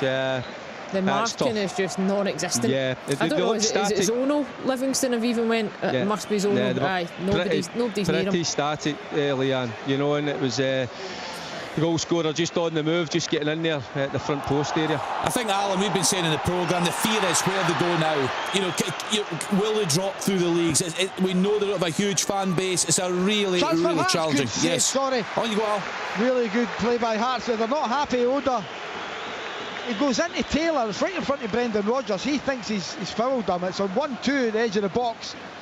Roda goes through and Joe Hart makes himself big away for a corner. Yeah, as far as Livingston are concerned, I think Davey was speaking about it this week. They got a bit of parachute money. He's hoping to spend that wisely and try and get them back up. And if they don't, Kenny, I really worry for them. I really do, because they don't get massive crowds. Yeah. And they've been excellent for many, many years. And I just hope that they can get back up. But it's going to be very difficult. The goal's just been confirmed. I forgot it goes to VAR as well. Again, you sit here and you go, how can you forget it? I mean, it's clearly a goal. The ball just bounced. You watched it. It just goes in, heads it in, and there's nothing else happening. There's no body contact or anything. So why? I was just going to say, Alan, as well, I just seen a rerun of that Oda on Taylor. He does really well, wins the ball back, it's just the arm across the chest, dispossesses him. Taylor hits the deck holding his face. That drives me insane. And that's right in front of Brendan Rodgers, who was jumping up and down. That's poor. Right, so Bonnyrigg Rose 3, Forfar 0. Owen Wardle with a goal on 75 minutes. Just confirmation, Olasanya goal 72, Dundee 0, St Mirren 3, Motherwell 4, Livingston 0, Dan Casey on 74, Hamilton Accies 3, Kelty Hearts 1, Lewis Smith on 78. Well, they've got one back. It's Big Nubly at the back post, a deep cross into the back post area. I think it's O'Donnell goes up with something. There's no power on it. It just needs to guide it back across the goalkeeper into the back of the net. Dundee back in it. Well, I say back in it. They've not got much time left, but it's a deep corner. Decent corner from Dodson, back post. Adam Donnelly gets up, heads it back across goal, and Michael Mellon nods into the back of the net. Dundee 1, St Mirren 3. Right, perhaps some faint hope there for Tony Docherty's side. Stranraer 2, Stenhousemuir 0, Ryan Edgar in 77 minutes, but it really means nothing unless Clyde drop some goals there away at Elgin City. So at least giving themselves the position you'd expect them to go on and win the game, Stranraer, but they're relying on favours elsewhere. So Rory, just briefly from yourself, you were just talking there about the tactical change that Stephen Robinson has made today. What is it? what's worked for them today? Well, I mean, I don't watch St Mirren every week, so I'm saying change. They may well have played this way for a few weeks now, but it just seemed they were leaving a lot of space in the midfield, and O'Hara and Boyd Muntz were asked to do an awful lot. They did it really, really well. However, when Strain and Tanser were dropping back to make it a 5, it was effectively a 5-2-3. And, you know, they had success. The only real threat was McCowan picking up spaces in midfield at times. Now, as soon as they went 2-0 up, he took McMenamin off and brought Bacchus on, and then he went a 3-5-2. And they did look very, very secure. Dundee have just scored from a corner, to be fair. But in general play, St Mirren have looked very, very comfortable. So I've just been impressed by the little element of risk that Robinson took to leave such big spaces in midfield. But his players have been magnificent today, I have to say. Yeah, a very, very good performance from his team in pole position now to claim a spot in Europe. Let's get to Dingwall. Ross County at home to Hibs. What's happening, Robbo? It's still a good game. You know, the way it's gone, you'd expect another goal here. I say Keller's gone through, had a shot block for Ross County. At the other end, LaFonda had another brilliant strike saved by Laidlaw. Both teams are pushing for it. Hibs are, you know, they're not sitting back. They want to be the best of the rest, and they're looking to win all 3 points here. And they certainly played, you know, the easier on the eye football. County, though, have been direct. They've got the ball forward. Murray, as usual, causing all sorts of problems, and they're desperate because they know now that the news has got through here that Aberdeen are winning. So I think there's only a goal separates them at the bottom at the moment, and they know if they could just try and get this winning goal, it could be absolutely massive for them. It's one of a goal difference, and I was just wanted to confirm here. Now, if Aberdeen were to score, the goal difference would be the same. County have scored more. Does it go to goal scored first? Doesn't it? Does, yeah. Yeah. So County, if Aberdeen scored another goal, County would be above on goals scored with the same goal difference. I mean, it's going to be some finish to the season, isn't it? You know, I mean, my goodness. Play each other. What a game that's going to be. I mean, Willie, have we seen anything at all from St Johnstone in terms of getting back into the game? Second half 0. Hardly up to the park. They've made a couple of changes. Has it really made a difference? It looked at 0-0 that they were quite happy to take the point. That's the impression that you got anyway. Maybe a little bit hard in Aberdeen because they've played well. They've changed a little bit now, obviously trying to get something out of the game, and Angus MacDonald giving it away and putting more men forward, but it looked as though they had kind of decided that 0-0 was going to be okay, but obviously that Majowski penalties changed that altogether, and they now get a much more offensive look about them. Yeah, I just want to get your thoughts, just because the shortlist came out this week. We asked this a few weeks ago in terms of player of the year. We got the shortlist confirmed, Leanne. Jack Butland, Matt O'Reilly, Lawrence Shankland, James Tavernier. Who's the winner for you? Shankland all day. Yeah, absolutely. I don't think you can argue. You can argue his goals, his contribution, his performances, the position that Hearts find themselves in, and not often do you get to overlook effectively who will be the league champions, if you like, and a Matt O'Reilly or a Butland if Rangers were to go on, but for me Shankland's been a standout. I wonder if we'll get a full house in this, Michael. I would be astonished if you didn't get a full house on it. Yeah. Who else? Anyone else? Robbo? Shankland. Willie? All day long. Yeah, I'm just chuckling. Majowski. Yeah, with Duke a close runner-up. Shankland, Alan Shankland, yeah, definitely. Yeah, he's been there for quite some time now. Has been the outstanding player of the season. So I don't think you can. Halfway through the season, will he actually say? Are you sure? Are you sure? Just a guess at that time. Who's been your best player in the first half of the year? I said, and why did you pick Lawrence Shankland? That's exactly what I said. Oh, chance for Celtic. Wide again. Looking for a penalty there, a pull on Atkinson on Maeda, but no, fans are not happy. Derek, who would get it for you? Shankland. I just think he's a wonderful football player and some brilliant goals that he scored. Good to watch. I like Shankland. Rory? Oh, sorry. No, you go, Ken. Shankland, left foot, right foot, headers. He's got it all. Fantastic player. Had a great season. I would definitely go with Shankland. Yeah, he's been terrific. Another chance for Ross County here. Honestly, this game. Brilliant counter-attack. Hibs had a shot blocked by Martin Bowles right up the park. Murray into White shot. Incredible block for Paul Hanlon. This game has just been superb. Still 1-1. Hamilton Accies 4, Celtic Hearts 1, Jake Hasty on 81 minutes, Montrose 3, Queen of the South 2, Aidan Quinn on 82, and surely job done for Clyde. Martin Rennie with the third goal on 84 minutes, Elgin City 0, Clyde 3. It looks like Stranraer will be into that pyramid playoff final against East Kilbride. I'll give you the dates later on. We got that through last night. for all the fixtures. So Kenny, we're into the last 12 minutes now of this Falkirk Alloa game, and the Bairns just can't get the ball over the line. Chance! Oh! Jordan White has just bulleted a header into the side net. What an opportunity for County. Yeah, it's just they're peppering the Alloa goal, Kenny, and the man who's fast becoming the biggest character this match is the Nigerian goalkeeper that Alloa have got, called Tochukwu Ogayi.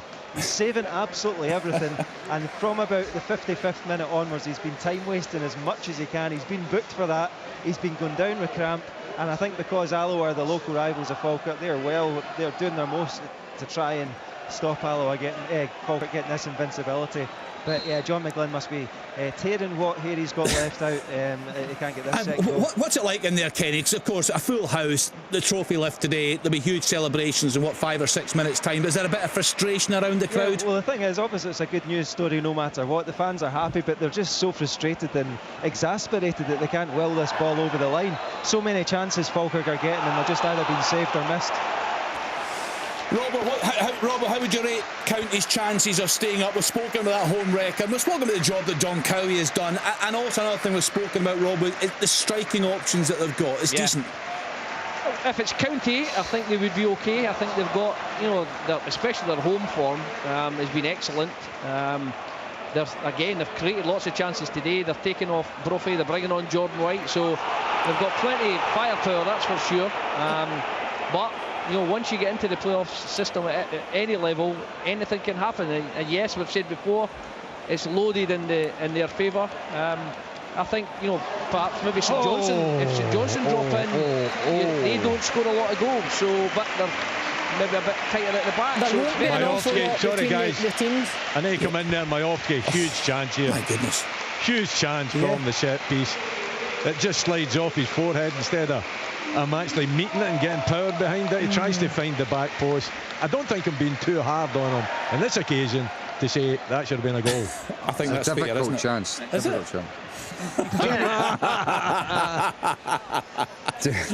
know what you're going to say. That should have been a goal. The playoffs, there won't be an awful lot between the sides, whoever it is, and the only advantage the Premiership side will have is the fact that the teams below them will have played more games to get there. But are we looking at, Kenny, the last 2 years it's been St Johnstone and Ross County in the playoffs, and it's going to be one of them again. Yeah. Are we looking at them every other year now? Obviously, if they can both stay up, are we looking at them next year? It's unusual to be that. The last 2 years, St Johnstone were 2 years ago, Ross County last year, both contesting it again this year. In terms of the bigger picture, this season aside, Alan, do you think long term there's excitement among the St Johnstone fans? Listen, you said Jeff Brown has done a terrific job. Brilliant job. But do you think there's excitement now with this new this takeover of the club? You know what? I would like to have seen Jeff stay there. I really do, because you're in safe hands. You know what you're getting. When American owners come in, I was speaking to Jeff last week. I was at the game and I spoke to him, and he said it was getting to Celtic have gotten a penalty. They're not happy at all. It'll get checked, obviously, for a handball. But they were just, you're in safe hands. You know what you're getting with Jeff. You knew what you're getting. But when Americans come in, they take over. They want to change things completely, and it's not always for the betterment of the club at times. So we'll have to wait and see. Right, just a penalty shout here, Leanne. I've not had a good look at it. The referee. Kenny, we need to get a replay. Yeah. Ida seems pretty convinced. Right, here we are here. Hopefully. Oh, that's a penalty. Taylor's actually way to get the ball. It's a penalty. He's waiting to get the ball. Referee's running over. Shankland's reaction, isn't it, as well? I mean, that falls into the category of, you have your hand in that position and it gets caught with the ball, you're running the risk. There's no reason for him to have his hand up there in the first place. It's almost like it takes a deflection, Michael, because he kind of reacts almost instinctively when his hand goes up. I don't know why his arm's up so high. Is it protecting his face, though, because Scales ducks out at the last second there? Yeah, it's a penalty. It was bizarre, actually, because Greg Taylor actually runs up to Clark and just a reflex. Just says, before the referee's even been told, he runs up and says, "Give me the ball." It's a penalty, and Clark just gives him the ball. Big chance for St Johnstone. Big chance for St Johnstone. The substitute, Sadiba, coming on, and he's again totally free. Cross from the right hand side. I think it's McPherson, and he's got the whole goal. He puts it over the bar, right down the middle. No attempt to put it either side of the goalkeeper. What a been dreadful defending there as well, Willie, hasn't there? Don't talk about defending. Do they actually work on it as coaches? I don't think they do. too intent of the goalkeeper passing it to the two centre-backs inside the box to start the build-up play. Referee closed the box. Matt O'Reilly's going to take it left-footed. He steps back. Right. Referee's making sure everyone is out. This is for 3-0 to Celtic. Easy, 3-0. This could be a big moment. Kenny Crawford. Falkirk have got a penalty handball in the Alloa box when they were trying to defend a corner. It looks like Brad Spencer's son of John Spencer, former Scotland striker. He's got the ball ready to take it. The referee's just getting a few Alloa players behind the edge of the box there. Brad Spencer's placing it. Chance, he's been the captain, one of the League One Player of the Year nominees. John McGlynn is a huge fan of Brad Spencer, loves the way he plays football, tidy, keeps the engine room ticking over, and guess what, the referee's having to talk to the Nigerian goalkeeper Ogai just to calm him down, make sure he stays on his line. Now it looks like Brad Spencer's going to step up. This is for 2-2 if he scores it, to help Falkirk get invincibility with about 5-7 minutes left. Here he comes now, Brad Spencer steps up and he scores! Top left-hand corner. Brad Spencer makes it Falkirk 2, Alloa 2. It's a terrific story, isn't it? That's brilliant, and as Michael says, I don't think you could argue with John McGlynn in that type of season. I just think it's probably going to be overlooked just because of the top flight in the Scottish game. Big chance, goal! This is huge! Wow. Ross County are ahead! Another disastrous mistake from Hibs. It's a bad pass out from the back. It's picked up by Harman. He rolls into Jordan White. He turns the defender and smashes it home. 88 minutes gone. Ross County 2, Hibs 1. Well, forget about goal difference. It's points now. That's a big moment to hang on, isn't it? Aye. I was thinking about the game at Pittodrie. I mean, Majowski could have had a hat-trick easily, but it's not as important now because that's a massive goal. But first of all, I mean, it's Hibs. I mean, oh my God, Walcott.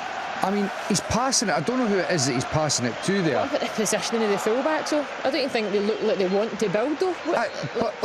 Regardless of where... Is it Cadden? It's Cadden. Yeah. So, regardless of where Cadden actually standing, where he is where he is. So why is the goalkeeper trying to pass him? Do you know what, guys? Willie's got a good point, because we look at the defending in his game. We look at the defending there. We saw the defending for the third St Mirren goal, wasn't it? Yeah. It's been dreadful all round today, hasn't it? Defending, but also when you look at the strengths of your team, and that's been Hibs this season, what we've discussed in terms of their build. Like middle to front, Hibs can cause teams problems, but their ability to play out for the back should be non-existent at points because they don't have the personnel to do it. I'm going to look at this decision. It's a straight ball over the top. Newbley is on, takes a touch. He's getting away from Casey. He takes him out. It's clear. I mean, I'm looking down at Davy. Davy's he's bemused. I'm bemused as well. And David Munro was in a great position. I thought that was a free kick. Could have been a sending off. You can maybe tell me better. We flash point at Dens as well. Just keep your eye on the screen. Dodson apparently swung an arm. Oh my goodness. It's right behind the pole, so I can't see it. But I've just looked up and saw the end of it, and it looked absolutely nothing. I might be wrong. I think, is it Marcus Fraser that's hit the deck? He gets a kind of slapped his back. A delayed reaction that I thought he was just taking. I thought it was a joke, but I actually think he stayed down. He stayed down and he's put his hands in his back as if like it's actually a joke fall from a comedy. Yes, it's a bit like WWE back in the day. Sorry guys, we've got to check on whether that's a sending off. Right, here's a replay here. I thought David Munro, he's right behind him. A check for what? Like what? See if they should just continue the game or just give up. I don't know. Just go back to Dingwall. It's a great finish, by the way, for Jordan White. Takes it in well, spins, really good finish. Good player, isn't he? He's effective. He is. Yeah. He really is effective for Ross County. Hibs making double substitution. Jair's coming on, and for his 599th appearance, Lewis Stevenson is onto the pitch as well. Fantastic. Yeah, he's been a great servant. Kenny, can I get a record on what Mikey says there about Majowski? And he was actually agreeing with me that he should have had a hat-trick this afternoon. Can I get a recording of that? I've just been winding you up all day. 3 minutes added time in Dingwall.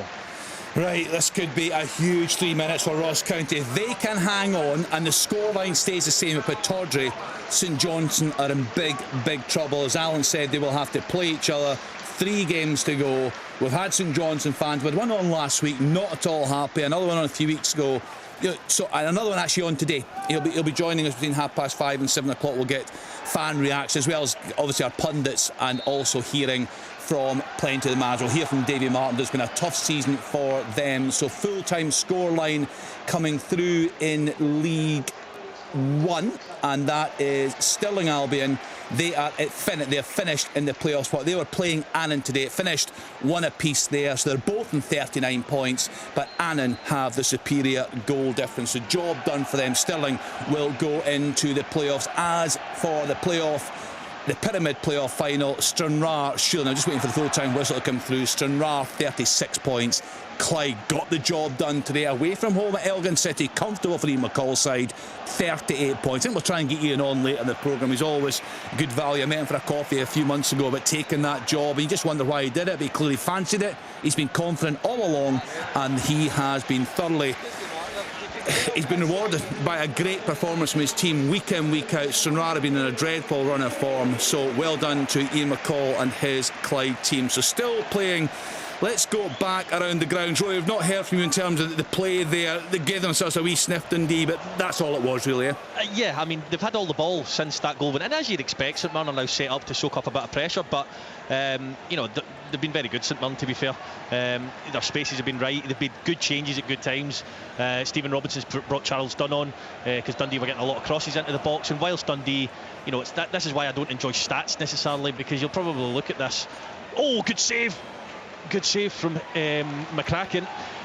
It'll probably show that Dundee had a lot of possession in the game, but nearly all of it has come in the last 20 minutes. So St Mirren thoroughly deserve to be winning this game, and I expect to see them to see it out. It's 3-1 to St Mirren. Full time at Pittodrie, Kenny. Aberdeen win 1-0. Yeah, and as Willie said, it should have been more. Terrible defending up there, and some real glaring misses from particularly Aberdeen and Bojan Miovski. But when he was put to the test from the penalty spot, he stroked that one away on 68 minutes. Aberdeen 1, St Johnstone 0. St Johnstone bang in trouble. Full time, Kenny. Motherwell 4, Livy 1. Thanks, Derek. It's been a great game there this afternoon. We'll hear from Davy Martindale and also Stuart Ketchwell. He was raging, I think it's fair to say, last weekend, but very, very good from his side today, beating Livingston. Livingston will be relegated, no doubt at all about that, although we've known it for a few weeks. Fair play last weekend, they showed some fight. Full time! Ross County 2, Hibs 1. Right, so Celtic, a very important win for them. Pressure on Rangers. They're at home to Kilmarnock tomorrow. Full coverage on Sportsound, so join us for that. Celtic, a very convincing victory today. Kyogo banging for. That's another full-time whistle. Full time at Dens Park. It's Dundee 1, St Mirren 3. Yeah, as Rory said, St Mirren very impressive right from the start in that game. Alex Gogic, what a season he has had. He opened the scoring in 38 minutes. Tanza 59, Olasanya 72 minutes. Michael Mellon gave them some hope, the home side, on 76 minutes, but they were very, very poor. By their standards, it's been a terrific season, of course, for Tony Docherty's side, but they're right up against it now in terms of that race for European places. We'll be joined later in the programme by a Dundee fan, also a St Mirren fan this afternoon. Celtic fan as well. We'll get his thoughts on that. Welcome back to listeners who've been tuned into that commentary match from Celtic Park. We've seen the pictures now, the players shaking hands. A very, very comfortable win for the home side. Their hearts had a couple of chances early on, but Celtic's like 93 class. minutes at the moment, so I think just one or two more. Right, OK, Kenny Crawford coming in there, so we'll just hear from Kenny. We'll get that trophy lifted. We've got a Falkirk fan coming on later as well. They've had a few years of absolute pain and misery, but my goodness, it's never really looked in doubt this season. So we have given you all the latest score lines across the country today. So Aberdeen 1, St Johnstone 0. Miovski with that goal from the penalty spot, that coming on 68 minutes. Motherwell 4, Livingston 1. So Thea Bair from the penalty on spot in 21 minutes gets second of the game on 68. Sam Nicholson, a great goal just before half-time. Dan Casey on 74 minutes, a late consolation. Joel Newbley, it's been a strange old season for him. He's not really featured. I know he's had his injury problems. He was, of course, the big hope for Livingston for the past couple of years. They have been relegated. Ross County, what a win for them. So Merlida put Hibs ahead on 50 minutes. Simon Murray equalised on 21 minutes. The winner coming on 88 minutes there. So 2-1 for the home side, and that is you up to date with the scores. And we're still waiting, Kenny, on the full-time whistle there. Do you know what? I think we'll just keep the mic open there, Kenny. Give you a big cheer in a few seconds' time. Yeah, there could, and most of the people in the stands have actually filtered down to the side of the pitch, actually, all the way around the Falkirk Stadium pitch. Fans are waiting to come onto the pitch. There should be a full-time whistle any second now. I thought that was it there, but it's just a throw-in. Everyone had a bit of a false alarm there. They thought they were going to get onto the pitch, but no, they're still playing Falkirk 2, Alloa 2 at the moment. Yep.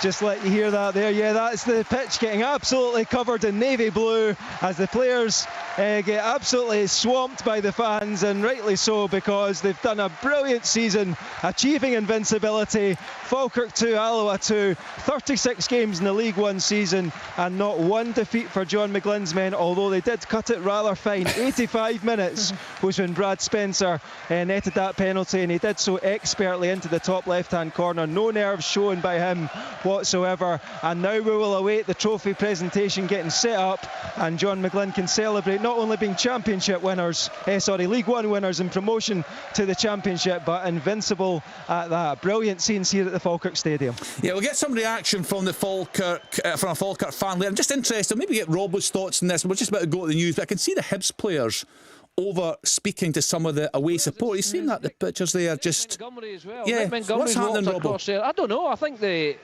I don't know if he's going over to apologise or just remonstrate with him, and it doesn't seem to be anything toxic. The Hibs fans are still applauding Nick Montgomery there. Maybe just exasperation, because, as I said, Hibs had lots and lots of chances today, created loads, as did Ross County. This is a brilliant, brilliant game of football, but they must be pulling their hair out, because both goals were very, very, very avoidable. Bushiri with the first mistake, Walcott with the second. Fair play to County, they capitalised on them, but it's unfortunately, and Hibs fans will be able to tell us more of this, it seems same old, same old. They look really, really good going forward, really impressive going forward, but goodness me, they look so fragile at the back and give away really, really soft goals. Yeah, no doubt at all, but that's been a problem for a few seasons now. Lan, just a minute or so to go before the news. We heard from Kenny Crawford there. We could hear the big cheers for the Falkirk fans. Actually, I saw that the video last night. Remember that infamous meeting that they had with the supporters? Remember seeing that, and there was real, I think vitriol is a fair word to use in that. A lot of anger at the way the club was getting run. Very, very frustrated. Couldn't get out of League One, but it's been a terrific campaign. He's clearly signed very well, and it'll be really interesting to see how they do in the Championship next season. Well, it will, and I think they'll be a welcomed addition to the Championship. John McGlynn knows it really well. His style of football, I think, will be, a joy to watch. They're a big club. I think a lot of people have been, not just Falkirk fans, have been rooting for Falkirk to climb back up the division, because they've got more to offer Scottish football than probably what we've seen from them in the lower divisions. So a welcomed addition. It'll be interesting to see how he recruits John McGlynn, where he sees his current group of players, and what more they can bring. Well done to John McGlynn and his Falkirk players. They have gone through the league campaign unbeaten. Stay tuned to sports, and plenty more reaction to come from managers, pundits and fans. On digital radio.